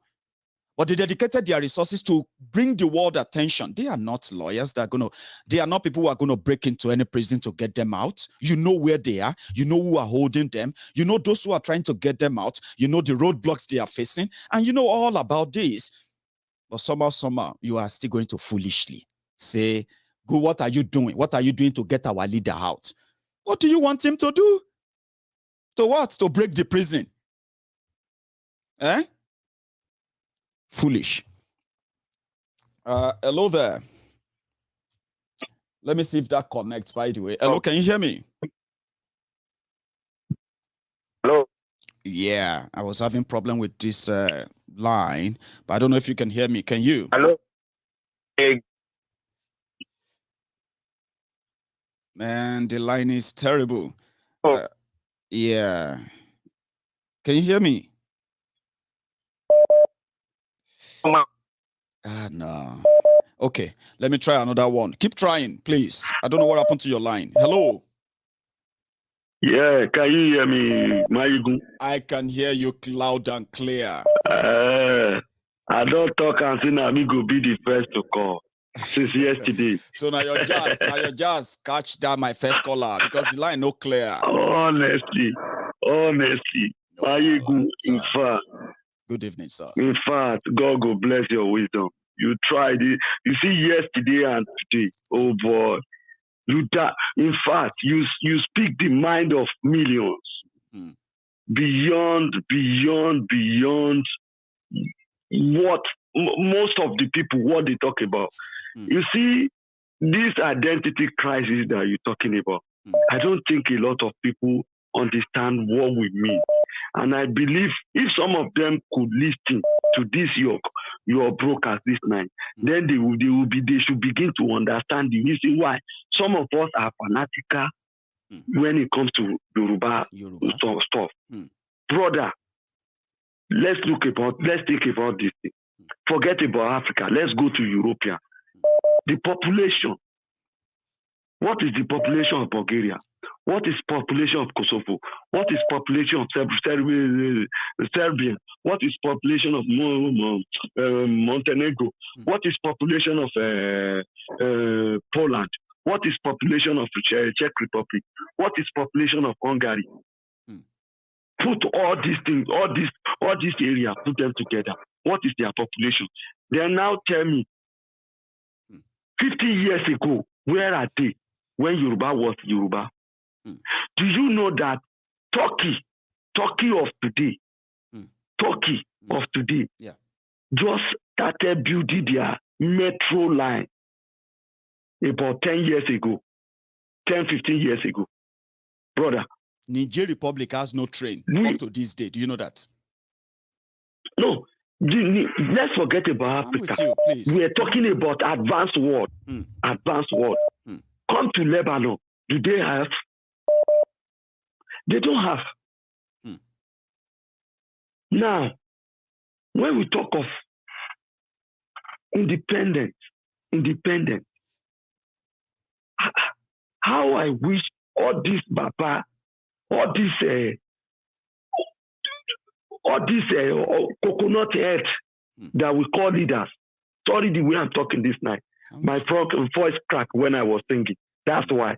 So now, all these Baba that have used the name of Yoruba to become something. How I wish they can just sit down, look at their children in the eye, and remember that 50 years ago, 50 years coming, what would Yoruba people be? Do you know that Turkey, Istanbul, the whole Istanbul, usually belongs to Greek and Albanian? Today, go back there, you can never find a single Christian there anymore.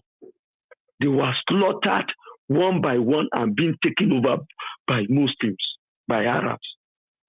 The reason why you see that is the major obstacle why Turkish have not been joined European. That is the reason why the European blocked them not to join since 40 years ago. Now, we are talking about, look at what Awolowo did. Brother, I think I've told you in your program before. I said when I was small, I used to hate Awolowo. It's one of my uncle who called me, who said, never in your life speak against Awolowo. He brought a book and gave me that book. I was at GSS1 there. Brother, I read that book halfway. From that day, my mind changed towards Awolowo. Do you know the reason why I was angry? Because I thought the story that I used to hear is that cocoa, there is the Ondo State and Ekiti cocoa that they used to build cocoa house in Ibadan and all those Ibadan. And I was so boiling that how did they neglect and they were building all those. Brother, now that I now started traveling 20 years ago, my eyes see a lot, and I know that it was part of development. But how did the Yoruba son lost their glory to a stranger?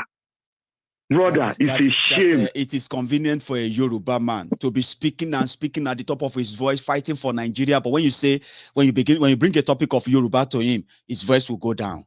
And it will just be like, before why? Part of people are waiting, brother. There was a man who suggested something on Heritage TV. That man who used to do a program like you.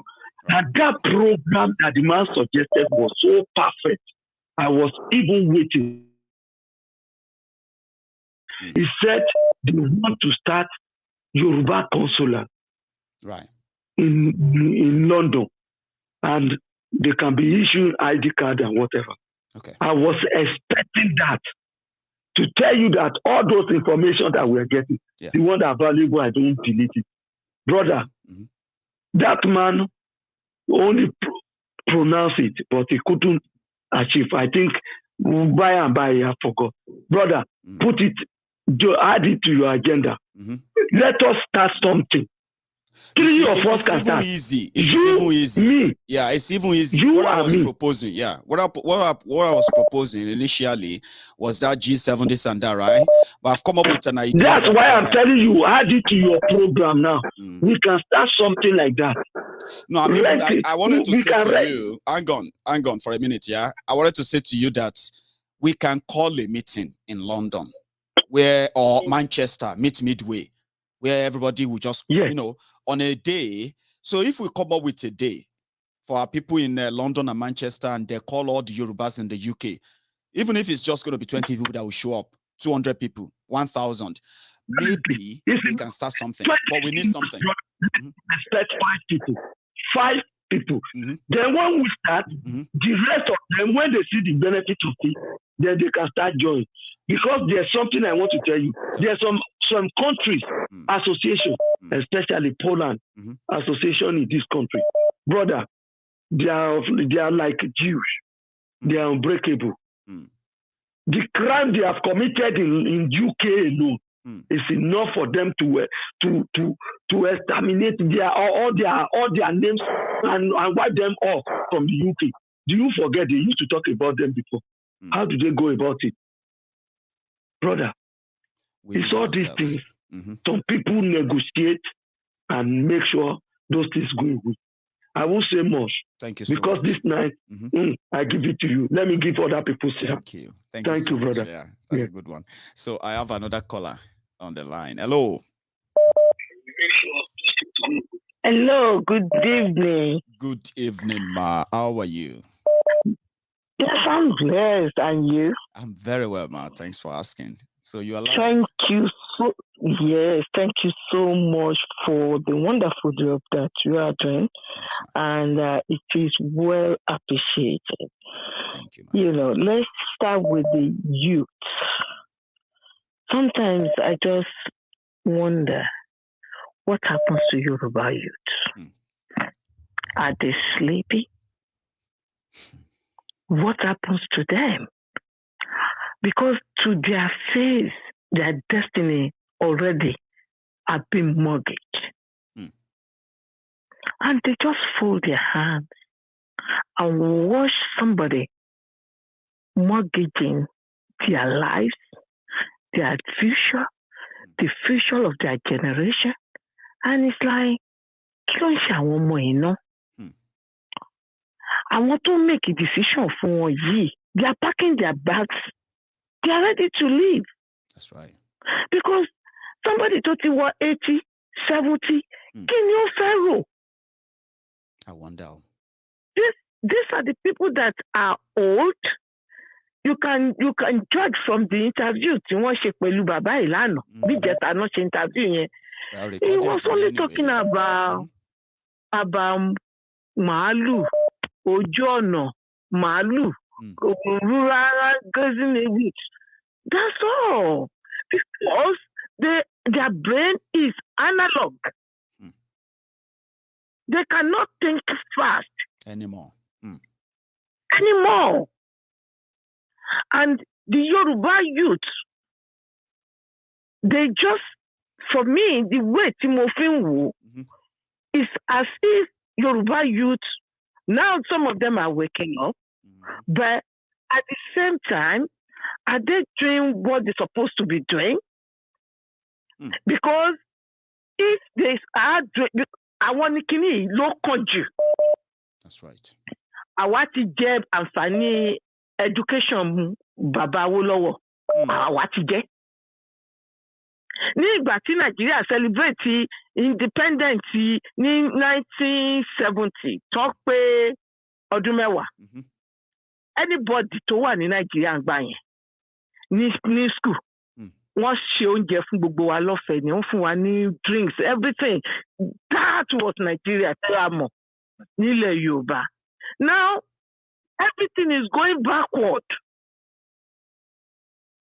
Ọmọ ilé wọn ti ń jẹ gógó.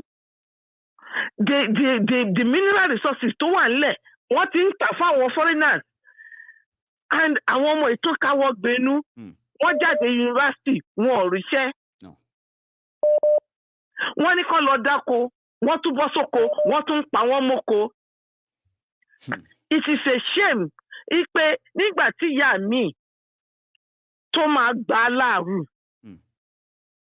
Àwọn ìyá wa máa ń sọ pé táwọn bá gbà láàrú kọ́ mọ àwọn máa gbà láàrú.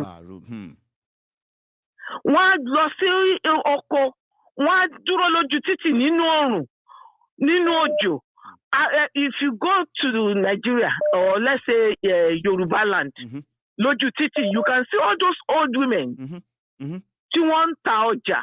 That's right. Tí wọ́n ń fi owó ọjà yìí rán ọmọ lọ sí ilé ẹ̀kọ́, lọ sí university, lọ sí kìíní with the mindset pé tí ọmọ yìí bá jáde, àwọn abọ́ nínú oko ìyá yìí, ọmọ ìyá sanjọ́. Ọmọ yìí jáde kò sanjọ́. Because ó jáde kò ní ṣẹ́. Ó rìn kiri. Meanwhile, few people, 1%, wọ́n gba owó orí àwọn ọmọ yìí, wọ́n fi ń ṣe ara rẹ̀. Àwọn ẹ̀dẹ̀ tó ń wò pé, are we going to continue like this? Are they ready to continue like this? Ìgbà wo ni àwọn ìyá yìí fẹ́ jẹun ọmọ? Our youth need to wake up. This so-called election, every 4 years, one man scam money, and you can see recycling sakuni.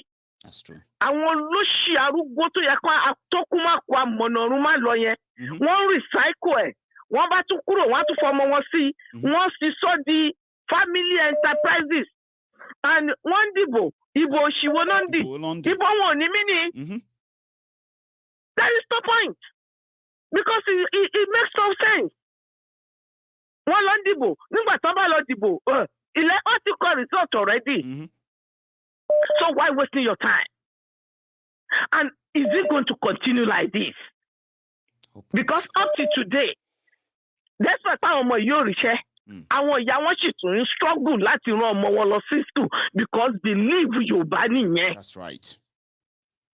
Ipe tí mo bá rán ọmọ mi lọ sílé ẹ̀kọ́ tí mo bá jìyà rán lọ sílé ẹ̀kọ́ á padà wá sọjọ́ òun ló máa gbaṣọ ìyá yẹn lọ́rùn ìyá believe àwọn ìyá wa nìyẹn. That is right. But why làwọn ọmọ ìfẹ́ gbaṣọ ìlọ́rùn ìyá ẹ̀?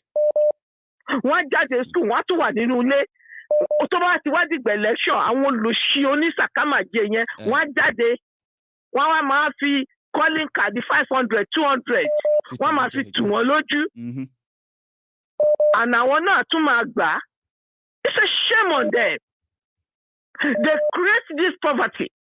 They did. And they came under the pretense of we are the savior. May Shango strike all of them. You say. Let me get off. So I will take another one there. So thank you so much once again for calling in as usual. So thank you so much, ma'am. Now let's go on to. Oh, hang on. Right. I've got another caller. Hello. Hello, Mayegu. I'm glad I'm able to get in. Over 40 try. Okay, Mayegu. I am happy too. Fantastic. Emi first saw another point of view. Okay, ma. Number one, ó jẹ́ kẹ́rí pé àwọn Fúlàní wọ́n smart ju Yorùbá lọ.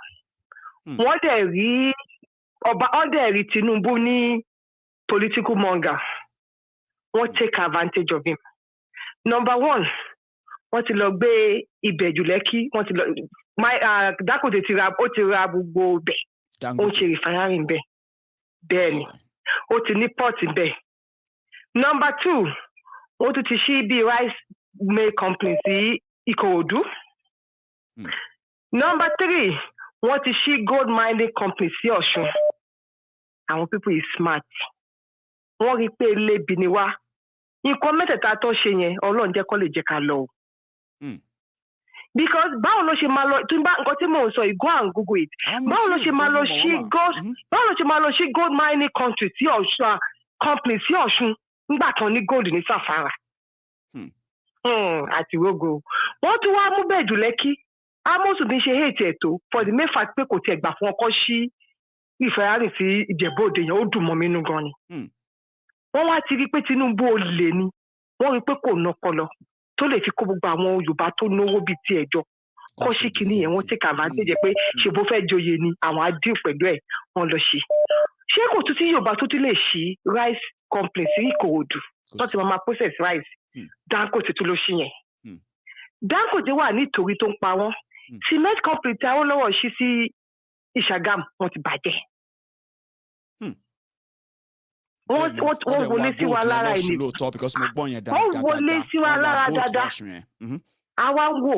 Wọ́n wá ń tọ́ Tinubu pé àwọn fẹ́ kó débẹ̀. Wọ́n wá ń sọ fún Tinubu pé àwọn mind the Muslim ticket. Wọ́n wá ju North sí Vice President Tinubu. Wọ́n wá tún wá mú Speaker of the House. Wọ́n wá tún mú House Senate. Wọ́n á máa rotate between Fulani àbíkọ́ tuntun Igbo lójú. So that tó bá ti Tinubu bá ṣe mistake tó bá wọbẹ̀ mi ò lè wọbẹ̀ bọ̀ tó bá ṣe mistake wọ́n á yá mú tí wọ́n ti mọ̀ pé kò lè gbádùn mọ́. Ta ló máa wọlé yẹn? Máyégún sọ fún mi. Fúlàní ni. Fúlàní ni. Thank you. Because mo fẹ́ sọ nìyẹn. So ẹni pé èsúrú fẹ́ pàdídà ó fẹ́ lé ajá. Ṣé rántí pé àwọn Tinubu ni wọ́n rò pé táwọn bá partner Buhari oyè yín sìn Ọ̀ṣínbàjò tí Buhari bá pa Ọ̀ṣínbàjò á kàn débẹ̀ ni Yorùbá débẹ̀. So what then sauce ni pé èsùrù kan ti fẹ́ padà. Kọ́lọ̀ máa yẹ kó dé bẹ̀bẹ̀ yẹn sọ yẹn náà ṣá. Wọ́n smart jù wá lọ. Wọ́n ti ráǹdì wa nílẹ̀ Yorùbá. Wọ́n ti mú gbogbo resources ilẹ̀ Yorùbá wọ́n ti tọwọ́ bọ̀. Torí pé a fẹ́ jẹ president America ṣá, a fẹ́ jẹ president Nigeria ṣá. Okay. Thank you so much. More like it. What do you call it? Madam, yeah, right? Now I will explain this one. Okay. Yeah, thank you, ma. So I will explain this. I will explain this in English for the sake of, because it's very vital information she just shared there. And I love the fact that she dropped it in Yoruba, by the way. Okay. Again, no apology. And then I will interpret. Okay. What she said there was that we should think as Yoruba people. They've already sold Ibejuleki to Dangote, and it's very close to the sea, which means he has his own ports there. So Dangote refinery will have their own private seaport. Dangote has also gone to Ikorodu to open a rice mill and all of that there. And the same dam, they have opened up a gold mining company in Osun, owned by these same guys. Now, the question that our lady asked was that, look at Tifnumbu. They are telling him that he's going to be president. They will make him president. Why? He doesn't have a clue, or he has a clue of what they are doing in Yorubaland. Because if he actually cares for the Yoruba people, yeah, are there no Yorubas that could build refineries in Lagos or any part of Yorubaland that they could raise same money in Yorubaland? Are there no Yorubas who could build the rice mill right there in Ikorodu? Are there no Yorubas who could actually set up that same gold mining company in Osun? Osun is not Zamfara, but everything that comes to that of Yorubaland, she also said, look at the cement company that Awolowo was set up in Ishagamu. They have ruined it, destroyed it, and made it unprofitable. So as Yorubas, if you are not thinking, maybe you should start thinking. Whatever Tifnumbu wants, do not make it what you want, because you are not wanting the same thing. As she said, hello. Hello, Michael. Hello, sir. How are you keeping? I'm surviving. I mean, I'm still here. How are you? Thank you. I'm great, thank you. Class. Yeah. Now you are live, please. You're live. Oh, thank you. Thanks. Oh, my name is Akinola. I'm calling from Kent, and I've spoken to you before. Go on. Yeah, fine. The essence of me calling today is that I've looked at some of your past show. Yeah. Some of the ones that I missed, yeah. Right. And there's a number of issues that I thought you have spoken about. And for example, the infighting. The infighting I noticed is not just only Biafra.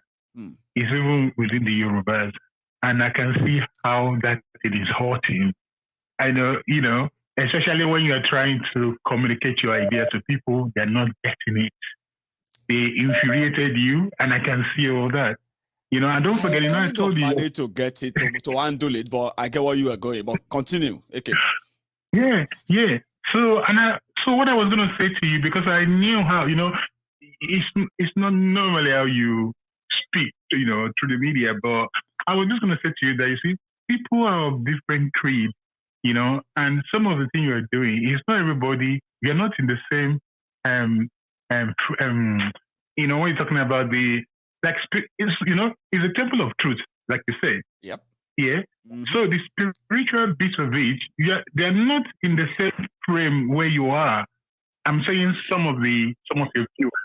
So I was just going to say, do you really need to respond to some of their, some of their things, other than the call? I'll tell you, Akinola, I'll tell you, right? Yes. Normally, I don't. And sometimes when I do, right, it is just to make a part of the whole show kind of communicative. You get what I mean now? Okay. Like, so that it's not so kind of fixed that is always smiling. You see, before now, Akinola, hey, I wasn't really nice, honestly, right? I say things that after finishing my broadcast, I would just be like, oh man, I really poured it out there. But now I learned how to handle that. But I realized that all those bites sometimes, They are part of what makes it kind of genuine. Yes, you are right. I do get upset, all right? Sometimes I just smile, right? Sometimes I react simply because through that being upset, I can still pass a message that some will get. But I'm with you. Okay. Okay, fine. So that's one aspect of it. Thank you. Then the second aspect is that I said to myself, I think I have to ask Mayegun a question, and I know the answer. So my question to you is that, Mayegun, are you afraid? Am I afraid? I like that, because I'm talking in the context of one of your programs. Okay. It appears that you made a clear call. Afraid of what? Aha! I know you're going to say that, and that's where I'm going. Okay, then. I'll follow them. I'll follow through. So, afraid of what? What? Yeah, obviously, I know it's a very open question. It is. But as someone of your program, I think when you are making a clear call that, okay, you guys, what do you want us to do? Do we, we may need some form of intel. Yeah. It doesn't necessarily have to be me. You understand? You're talking about maybe having a sort of maybe some groups that will be doing some specific things. Yeah. And I was just going to say to you, my response to some of the things you said is that, look, I'm going to talk to you in parables. Yeah. Just remember about, Jesus Christ, when, people came to meet him and say, oh, they want to make him king. And Jesus Christ said to them, oh, why are you seeking me? Is it not because of the food which I gave to you? You understand? So where you go? Look, I was going to say to you, look. Just say it. Okay. Go for it. What you are doing is you've been feeding people all along. And then at the same time, you're still asking that we need to form a group. I think what I can see here is that it's just like the time is getting right. Yes, Akinola. Yes. I'll answer while you are still on the phone because a lot of people are listening to us. Okay. First question, to answer the first question now, I can answer that. I am not afraid. Okay. Good. I am not afraid. Good. And then, which now leads us to the second one, why you asked the first one, which was based on, I have brought so many ideas, so many things that so many people feels like these are practical ideas. Let's try it. Right. But I did something similar. I am somebody who believes that the reason why we can't make our wish happen is because we don't have the political power. We don't have the influence, to be sincere, right? So I decided then to encourage people who disagree with the system, right, to come together, form a political party, participate in an election, cut out money politics. And if any of you could manage to gain access to power, that can be the loophole we need to break into the system, right? Because 1, 2, 3, 4, before you know it, the whole system will be infiltrated by the people with the idea that is different from all these guys. But it was killed at infantry. Guess what? Yes. It was dead before we even start. At the polling booth, right? People sold off. So then I figured out, my experience was that you can't really manage people if they don't want to be managed. So you have two things. You must either have this iron hand, which gives order with some forceful kind of back into it. And I'm not kind of a forceful person anymore. You get that? So I decided that, okay, I used the persuasion to get people, to do something the last time. If I want to do it this time, I'm going to have to get involved. Then I found out that, Baba, there are people whose ambition, personally, have already been attached to this Yoruba nation. So that's why I offered to always be like a consultant. So when I throw it open, I am throwing it open to those who are already doing it, trying to tell them that we are not saying you are not doing it right? But you can always do with some help. We are here. I could help, right? But most of the time, like you said, it's not the IPOB that have a small internal issue. That of the Yoruba nation, I choose never to talk about it until when people begin to understand the responsibility that comes with what they are doing, right? I choose not to. But well, again, talking about time, Akinola, there are people who say, Mayegun, what is all this story? Just tell us, lead. It is more than that.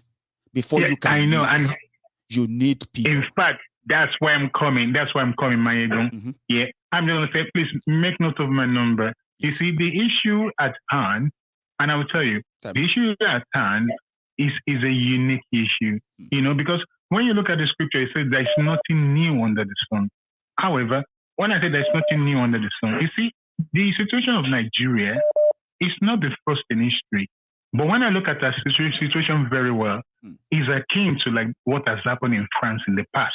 Don't forget about the French Revolution. I don't. Then when you turn clearly again, you look around, you see Russia has similar situation like Nigeria. Russia and France, if you look at their civilization, they are the ones that have similar picture to Nigeria. But what is really separating us in Nigeria is that, you see, this country I've mentioned, they speak the same language. They do. Yes, the French does, and so is the Russian. You will see how they are, how the noblemen, how they oppress the ordinary citizen. That's in France. The same thing is in Russia. But so the problem we have now is that we are broken down into ethnic groups. You see, therefore we don't have that cohesion. No. Even within our ethnic group, people are still infighting, like you can see. You see, that boils down on our culture. You see, that's why it's very important for people to really understand the history of where they come from. I always talk to you about history. You see, when you understand the Yoruba system clearly, you see that we have fundamental problems. It's not that Yoruba is a great nation. If you look at our history, Yoruba spread from this Nigeria up to like Ghana, Sierra Leone. That's the Yoruba success. Brazil, and even further. Yeah, you're right. Exactly. Historically, that's Yoruba for you. So I understand that very clearly.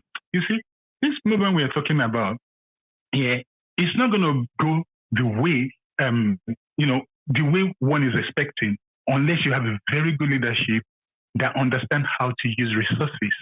So that's what the issue is. That's number one. Number two, I know I'm in the air. You see, you have a problem. See, the current leadership we have, and I'm referring to our, with respect, Professor Akil Banji. For me, he's not the leader that will take us to the promised land, but the Lord put him there for a purpose. Reason being that, look, you say I've never met him, and I haven't met what's his name, George Akinola, the one that used to be in the Yoruba Nation, and then Maxwell, go on. The Akinola is the architect. Well, I respect both of them very much. But when you look at the issue that happened, you will see that Babakite, obviously, is an intellectual without any doubt. But the way I look at him is his strength is in what he does best, which is the history. You understand? But I would have thought that, you see, Yoruba has historically, we tend to have like, not really unitary, where one person heads an institution, like the Obas, if you remember. But that's why, if you look at Oyomesi, they used to have kings that are so powerful that it needs to be checked. You understand? Yeah. It needs to be checked. That's why we have Oyomesi, so that they brought the power of the Oba down. So the way the structure of Yoruba nation is at the moment, you see, people are going by, because somebody is old, therefore he needs to be in this position. And I noticed that we are one of the few people that you always talk about. Look, this Yoruba people, this age business is an impediment to us as a Yoruba nation. Some of the culture of Yoruba needs to modernize. You understand?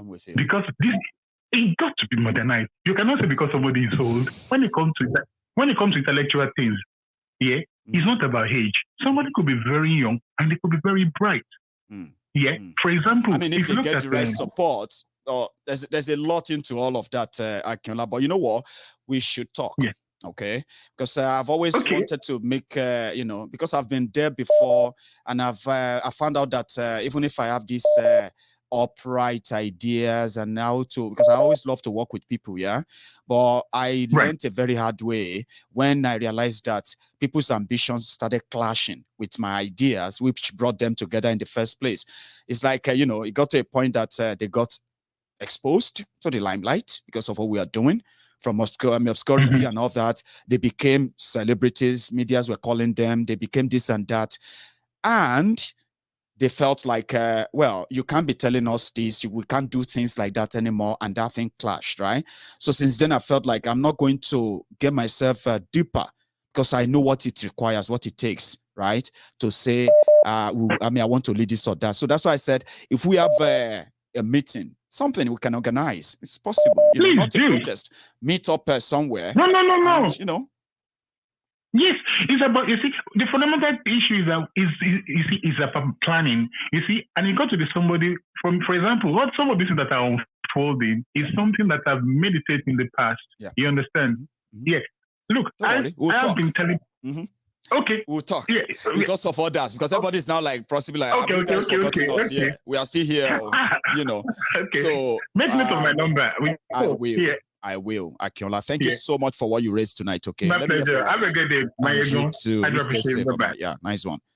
So, sometimes it may sound like I'm sorry. Hello, my ego. Hello, my brother. If you give me 1 minute, just 1 minute of your time, I promise you, I'll give you extra 2 minutes for your own time. All right, please.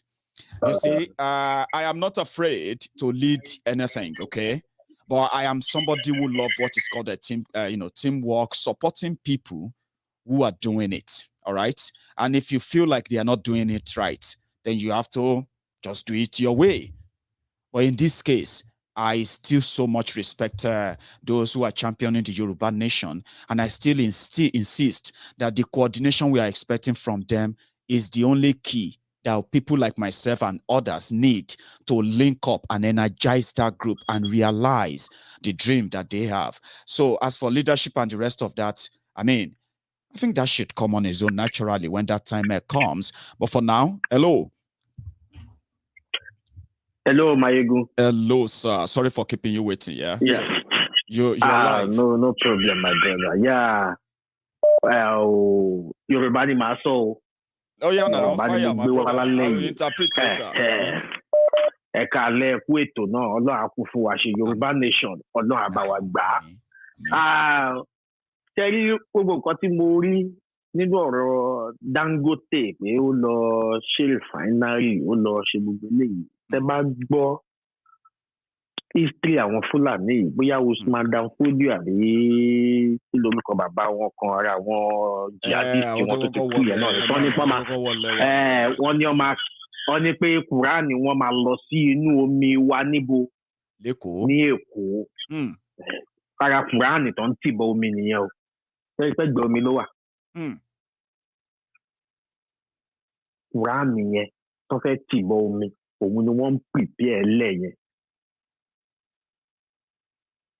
Táwa Yorùbá àjẹkórí wa pé gbogbo bàbá sọ pé Tinubu sọ pé kìnìún kan sọ pé ó ń sọ pé ọjọ́ ọ̀la wọn máa di Fúlàní gbẹ̀yìn ni o.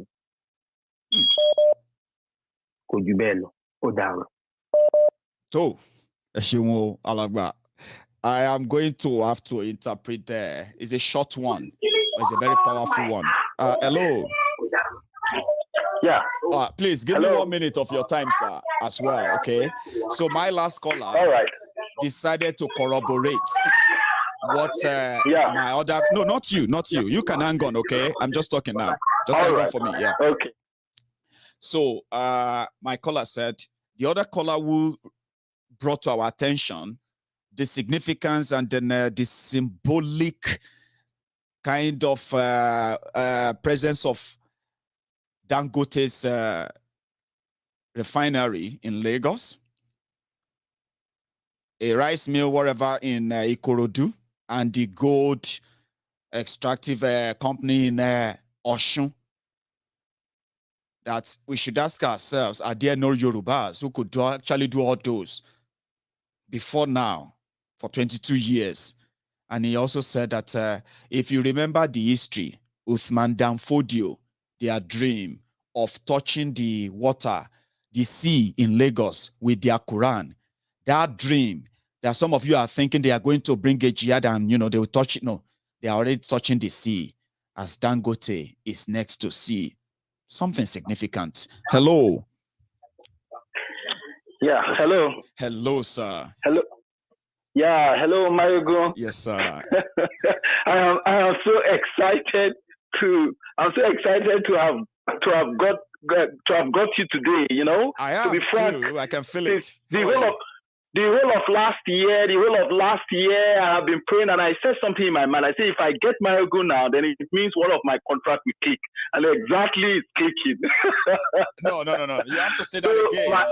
You know something, right? I've had people who told me. A lady told me, and she said that she sent she sent a text. She was like, I'm still struggling to call you. Because of you, I feel like I didn't have a great 2021. That was extreme, okay? But I was like, people do take things extreme. Did you say something about contacts? That if you reach Mayegun, if you are able to call Mayegun, what did you say will happen? Yeah, I said I told myself that if I get Mayegun, then one of my contract will click. You know, I just had that faith, and just like that, for the whole of 2021, I've been trying to get you, but I can't. I can't. So I'm so impressed and I'm so happy. Anyway, my name is Fidelis, and I'm calling from. What's your name, bro? Yeah, my name is Fidelis, and I'm calling from Canada. Fidelis from Canada. You're live, bro. Yeah, from Canada. Yeah, thanks very much. Well, Mayogun, first and foremost, I want to applaud you. Thank you very much for the good work of sensitizing Nigerians and then making us to be aware of what is going on. As a matter of fact, I've also joined in trying to enlighten some of my friends too when they come around, you know, to tell them what is happening back home. But it pains me so much that in a country where we are having almost 70% falls under the aggregates of youth, that we cannot really find people who can ask questions just the way you have been asking. You know, those of us who are in diaspora here, we keep helping. In fact, a friend of mine told me, he said, look, Fidelis, he said, do you know that you people in diaspora are also contributing to the issues back home? I said, how? Why?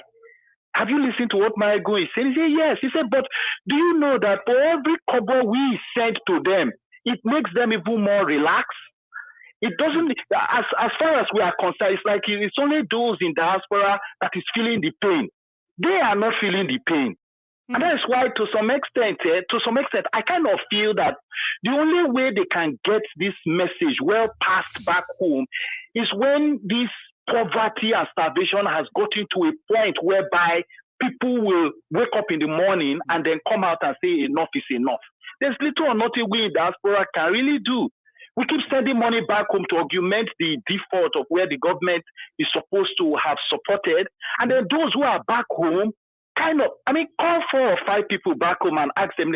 They'll be looking at you as if we are the ones that are mad. We are the ones that do not know what's going on and all that. Fidelis, where you'll be talking to people and you find yourself trying to argue about what they are going through, and they will say you are overreacting. It's not that bad, Jari. It's not that bad.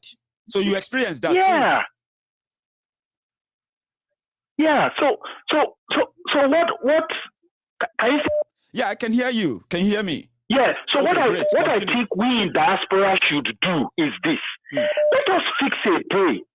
We can all wear T-shirts of Biafra on a certain day in US, in France, in Canada. Let us showcase a message whereby the whole of those in diaspora on a certain day we dress up on such uniform to send a message back home. And then we tell those back home too, get your T-shirts ready too, so that even if we do not come out on a physical fight, the world will ask questions and say, look, why are you put dressed like this? What is this symbol that you are wearing?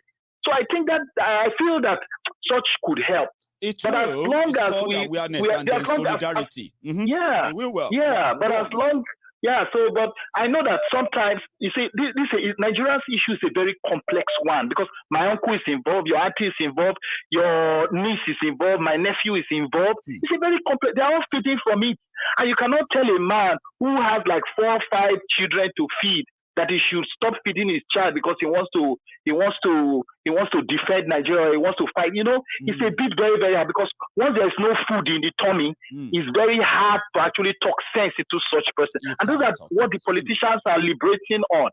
You know, so I must really thank you very much. But I want to advise you, please, I want to advise you as it is for you now, because of the fact that you have decided to buckle the cat, you should know very well that nobody should be advising you now to come and mantle. And you've done your own side, and your own side is to kind of enlighten people to make us to be more aware. But I want to tell you, bulk of it is going to fall into poverty. Nigeria has to sink to that base first, die, and then before resurrect. Just like you planting a seed in the soil, that seed has to die first. There is nothing we can do about it. We can talk from today to tomorrow, but the population in Nigeria, the youth there in Nigeria, I doubt if they are ready. They are not. I doubt if they are ready. No. Yeah, they are not. We are only in diaspora. I mean, check how much we send. Check how much Nigerian diasporas are remitting. We are already crossing $40 billion now. We used to be around 33, 32, 34 a year. In 2021, Nigerians all over the world remitted almost $41 billion. $1 billion. As Nigeria is sinking into poverty, Nigerians are working their asses You tell me now, Marigo. You tell me now, Marigo. Sorry, I'm taking your time, but you tell me now, Marigo. Let all of us in diaspora agree that every Tuesday, Wednesday, no sending of money from diaspora to Nigeria. Let's crack it in that way and see what happens. Even if it is twice in a week, we just say nobody sends money on Tuesday or Wednesday, no money from in diaspora, the whole of the world, diaspora going back into Nigeria. Let's see if that is going to shake. It's going to shake the youth now to say, let us, because, I mean, look at the same crop of old men that are there who have come back again, whether PDP or APC, they are the same crop of people. And we are going for another 4 years. Another 4 years. Whereas those of us in diaspora are busting snow, trying to make sure that we make both ends to meet. So we need to ginger them. We need to ginger them. If it is twice in a week, we just say, okay, whether it's your mother, your brother, your sister, your uncle, your auntie, we don't care to know. Hot money. Let's all hold our purse and see if that will not shake. We will not send a waiver into Nigerians' foundation and crack it, where they will come up and say, yes, enough is enough. Everybody is tired. I hope people are listening, because we've said this many times as well, that people should cut down what they give, but somehow cut it down. Can let Zero the family suffer too. Zero it. Then we will have a time that they say a Biafra t-shirt where everybody in diaspora will wear on a certain day. You can go on YouTube, you can do another, advertise it. You understand? So that because the youth need to know exactly what we are talking about. They do. They need to know what they're talking about, but I doubt if they do. I need to thank you. Thank you very much. Thank you very much for giving me. I mean, granting me this opportunity to air my opinion, and I hope we talk more. Thanks, sir. I hope so too, and I hope I'm lucky next time to have you. Okay, it's been an interesting night. Okay, thank you, Fidelis. I'll take my last call. We already passed our time, but I'll take my last call from Eda Olaoluwa. Helda. Hello. Helda. Hello. Elda Olaoluwa. Good evening, sir. You are live. Yeah. Ẹ má bínú pé mi wà chọ́ọ̀chì mo sick díẹ̀ ni ó rẹ̀ mí díẹ̀ ni ẹ má bínú tá alàgbà. Àìrọ̀ ẹ gba ìwòsàn nípa ti òdodo báyìí kí ara já. Àmọ́ ti lọ sí ọ̀dọ̀ àwọn evangelist tẹ́ bá rán wa lọ sà ní hospital wa. Ìyẹn normal no primary nìyẹn. Ọ̀dọ̀ àwọn evangelist wa. Mo fún yín ní ìwòsàn ti òdodo láti Temple of Truth, yẹn ní pẹpẹ òdodo mímọ́. Pẹpẹ òdodo mímọ́. Okay. So but primary one láti lọ yẹn ló ṣe pàtàkì o, yẹn ní first. Àwọn yẹn ti sọ fún yín pé ẹ follow procedure. Ẹ wá gba final ìwòsàn ètò òdodo báyìí. Ó yá kó rí bẹ́ẹ̀. Ẹ go on, sir. Ẹ pẹ̀lẹ́. Yes, thank you. Yes, sir. Yeah, first of all, I just wanted to remind every Nigerian that there are three things. There are three responsibilities of a citizen of a state. One, you must pay your tax. The second one, first one, you must respect the law of the state. The second one, you must pay the tax. The third one is an obligation. Voting for someone or offer yourself to be voted for is an obligation. Nobody has right to force you to do that. So if you choose not to vote, Nobody has right to force you to go and vote for someone or be voted for. No. So people should understand that one. That's right. Now, to what happened to what they call him, Shawolu, the wash down that happened at Magodo. Yeah, they settled it, or they said they are going to give the land to the people who won in court. Yes, and the people in Magodo can keep their houses. Go on, sir. Yeah, I've gone through it. Yes. Now, Sawolu Elsa killers, people killer at the Elsa, and the other one, the Odumosu, the commissioner of police there. Oh, that man. Jumoke killer, because he's the one that killed Jumoke, that police. He's the one that killed Jumoke. Okay? Two of them, you see how they were degraded. Mayego, you know, I've told, several times I said to Nigerians, say anybody that wake up in the morning that think he has a leader or a government is deceiving, is a fool. You can see yesterday. Look at that. Look at the what they call it subordinations. I don't know what in government term. So subordinations. Look at Buhari one, and there's no consequences for anything. The danger there is this: if a governor could do that, and that thing can happen in the face of the glares of the camera. If you do it, I do it. I think I will have been dead. Claiming my right. So this is where the danger is. Now, the last callers was talking. I can see he was talking about how young people start ready or they are not ready, all this type of things. Yeah, I understand his frustrations, like everybody. Okay, but the truth of the matter is this: I want everybody to realize this. Independence. When we are talking about Yoruba nation, we are talking about Yoruba independence. You are talking about Biafra independent as a nation. It's not a marathon. It's not a sprint. It's a marathon. That's right. It's a marathon. So, but I'm happy because that one of Nigeria is going very quicker than I expect. And you can see the way this Buhari talked yesterday. That man is breaking the country very quickly. I don't want her to watch it, but I know I will do myself a disservice if I don't watch it. How useless the man is, because I can see now Buhari is a useless man to the core. Okay, now Ima Okpe, the lady there. He asked him, Ima Okpe asked him a question. When they told him about the restructure, state police, whatever, you see how he talked. But Ima Okpe now asked him later, follow it up, and he said, as she said, don't you see the way the country is going? Don't you think we are not going to go far before we split our way? Then Buhari said something because he's still living under illusions that yes, I know people that are asking for the structure, they are just asking for what they are going to gain from the system. All right? So that one shows you the man is living under illusions. Yorubaland is a Yoruba land. That's right. There's no ambiguity on that. Igbo land is a Igbo land. There's no ambiguity on that. There's a map. Everybody knows their boundary. Okay? Hausa know their land. If Fulani have one piece of land in one in Kasinas there, they know where their land is. Benin know their land. Everybody know their land. So now, what you guys are doing, please continue do what you are doing.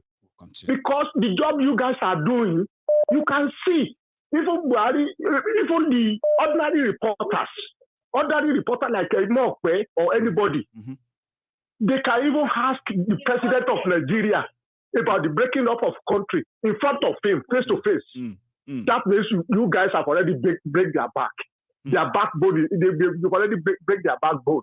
Please continue. Thank you, sir. Let us continue our awareness. We will. Okay? Because these people that occupy the political space, they are very dangerous people. They are. Okay? So now this mic that mic in front of you make you dangerous, make us dangerous, all of us dangerous for them. So please continue. You know, but everybody don't be in a hurry. We will pass the message round. We are doing the job. I was happy yesterday. I was talking to someone. Somebody called me from Ohio yesterday. I was seeing him for a long time. Yeah. At the background, I just had my. I just had you talking on the background. Okay. Yeah. In Ohio. So then I said to him, I said, you are listening to this rubbish. I call you rubbish. I said you always listen to this rubbish Mayegu. I said, you respect me more than that. How do you call Mayegu rubbish? He said, Mayegu is a good man. I don't normally listen to him. I said, no. Then I said, thank you very much. I said, I always. Like that, Thank you so much. Yeah. Thank you so much. We'll continue. Yeah, very good. Well done. Well done. Thank you, sir. Yeah. So that's another one from Elder Olaoluwa there. It's going to be my last caller, and then it is actually bedtime. It's over. I mean, it's past 12 in Nigeria as we speak, late in the night. Usually, I don't really want to keep you up that late. All right. But the time change or time difference here in the UK is a big issue, okay, until we go back to normal. So I want to say thank you to every one of you who took your time with me tonight. It's been a pleasure, as always, all right? I've passed the message. You can digest it. Let's disagree to agree. You've got a great opinion, a great idea, and then many of them you can share with us. The beautiful one I love most about tonight is that, yes, we will get to a point where we have to meet, and it's going to start. It may even start with you, Akinola, my great brother from Kent. He may come to London. It may have to be outside London. Yorubas should meet. It should go beyond just talk, and we shouldn't make all our meetings limited to when we call out for protest. We should do better. This is 2022. I mean, we should do better. There are people to be discovered. There are so many people that won't even call in. They were walking into a meeting and say, I've been watching you. Everywhere I go outside Glasgow, I usually meet people that will say, I have been following you and I've been watching you, but I just don't call onto your program. And that is something I want to see happen, have everybody all together where we can have this chat. There's so much we can do.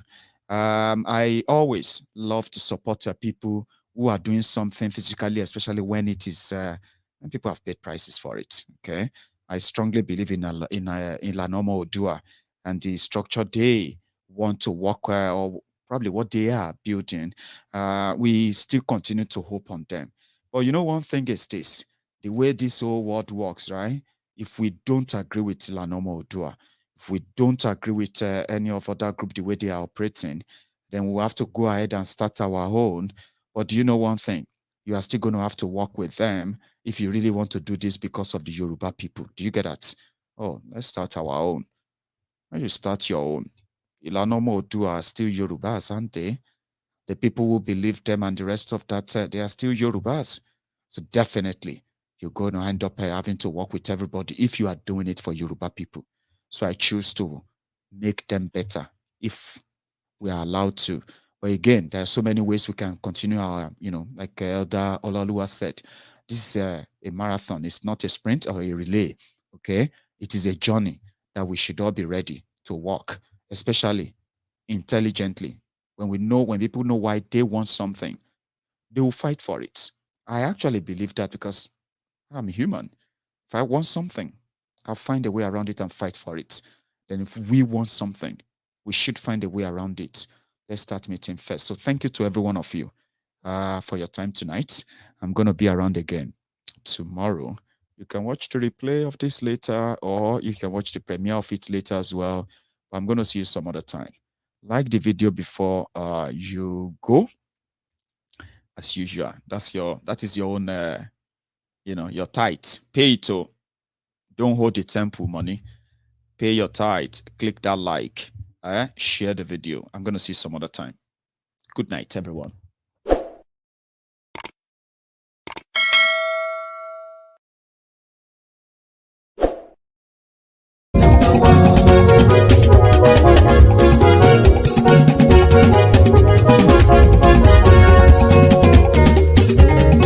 Ani esunra ki ti dé. Ọ̀jẹ̀lú ẹ̀súnràkì. Máyégún ti dé. Àní ẹ̀súnràkì. Máyégún ti dé. Lórí Facebook. Máyégún ti dé. Àní ẹ̀súnràkì. Máyégún ti dé. Lórí YouTube. Máyégún ti dé. Àní ẹ̀súnràkì. Máyégún ti dé. Wọ́n bàbá gbé wúrẹ́. Máyégún máa wí. Àní ẹ̀súnràkì. Máyégún ti dé. Ijó ìgbádìyẹ. Máyégún máa wí. Àní ẹ̀súnràkì. Máyégún ti dé. Pẹ̀sìdó bá rúfin o. Máyégún máa wí. Àní ẹ̀súnràkì. Máyégún ti dé. Kí gómìnà kówó jẹ. Máyégún máa wí. Àní ẹ̀súnràkì. Máyégún ti dé. Ọlọ́pàá tí ń darí bá. Máyégún máa wí. Àní ẹ̀súnràkì. Máyégún ti dé. Aṣòfin tí ń rúfin o. Máyégún máa wí. Àní ẹ̀súnràkì. Máyégún ti dé. Òkúra olóṣèlú. Máyégún máa wí. Àní ẹ̀súnràkì. Máyégún ti dé. Ọ̀jẹ̀lú ẹ̀súnràkì. Máyégún ti dé. Àní ẹ̀súnràkì. Máyégún ti dé.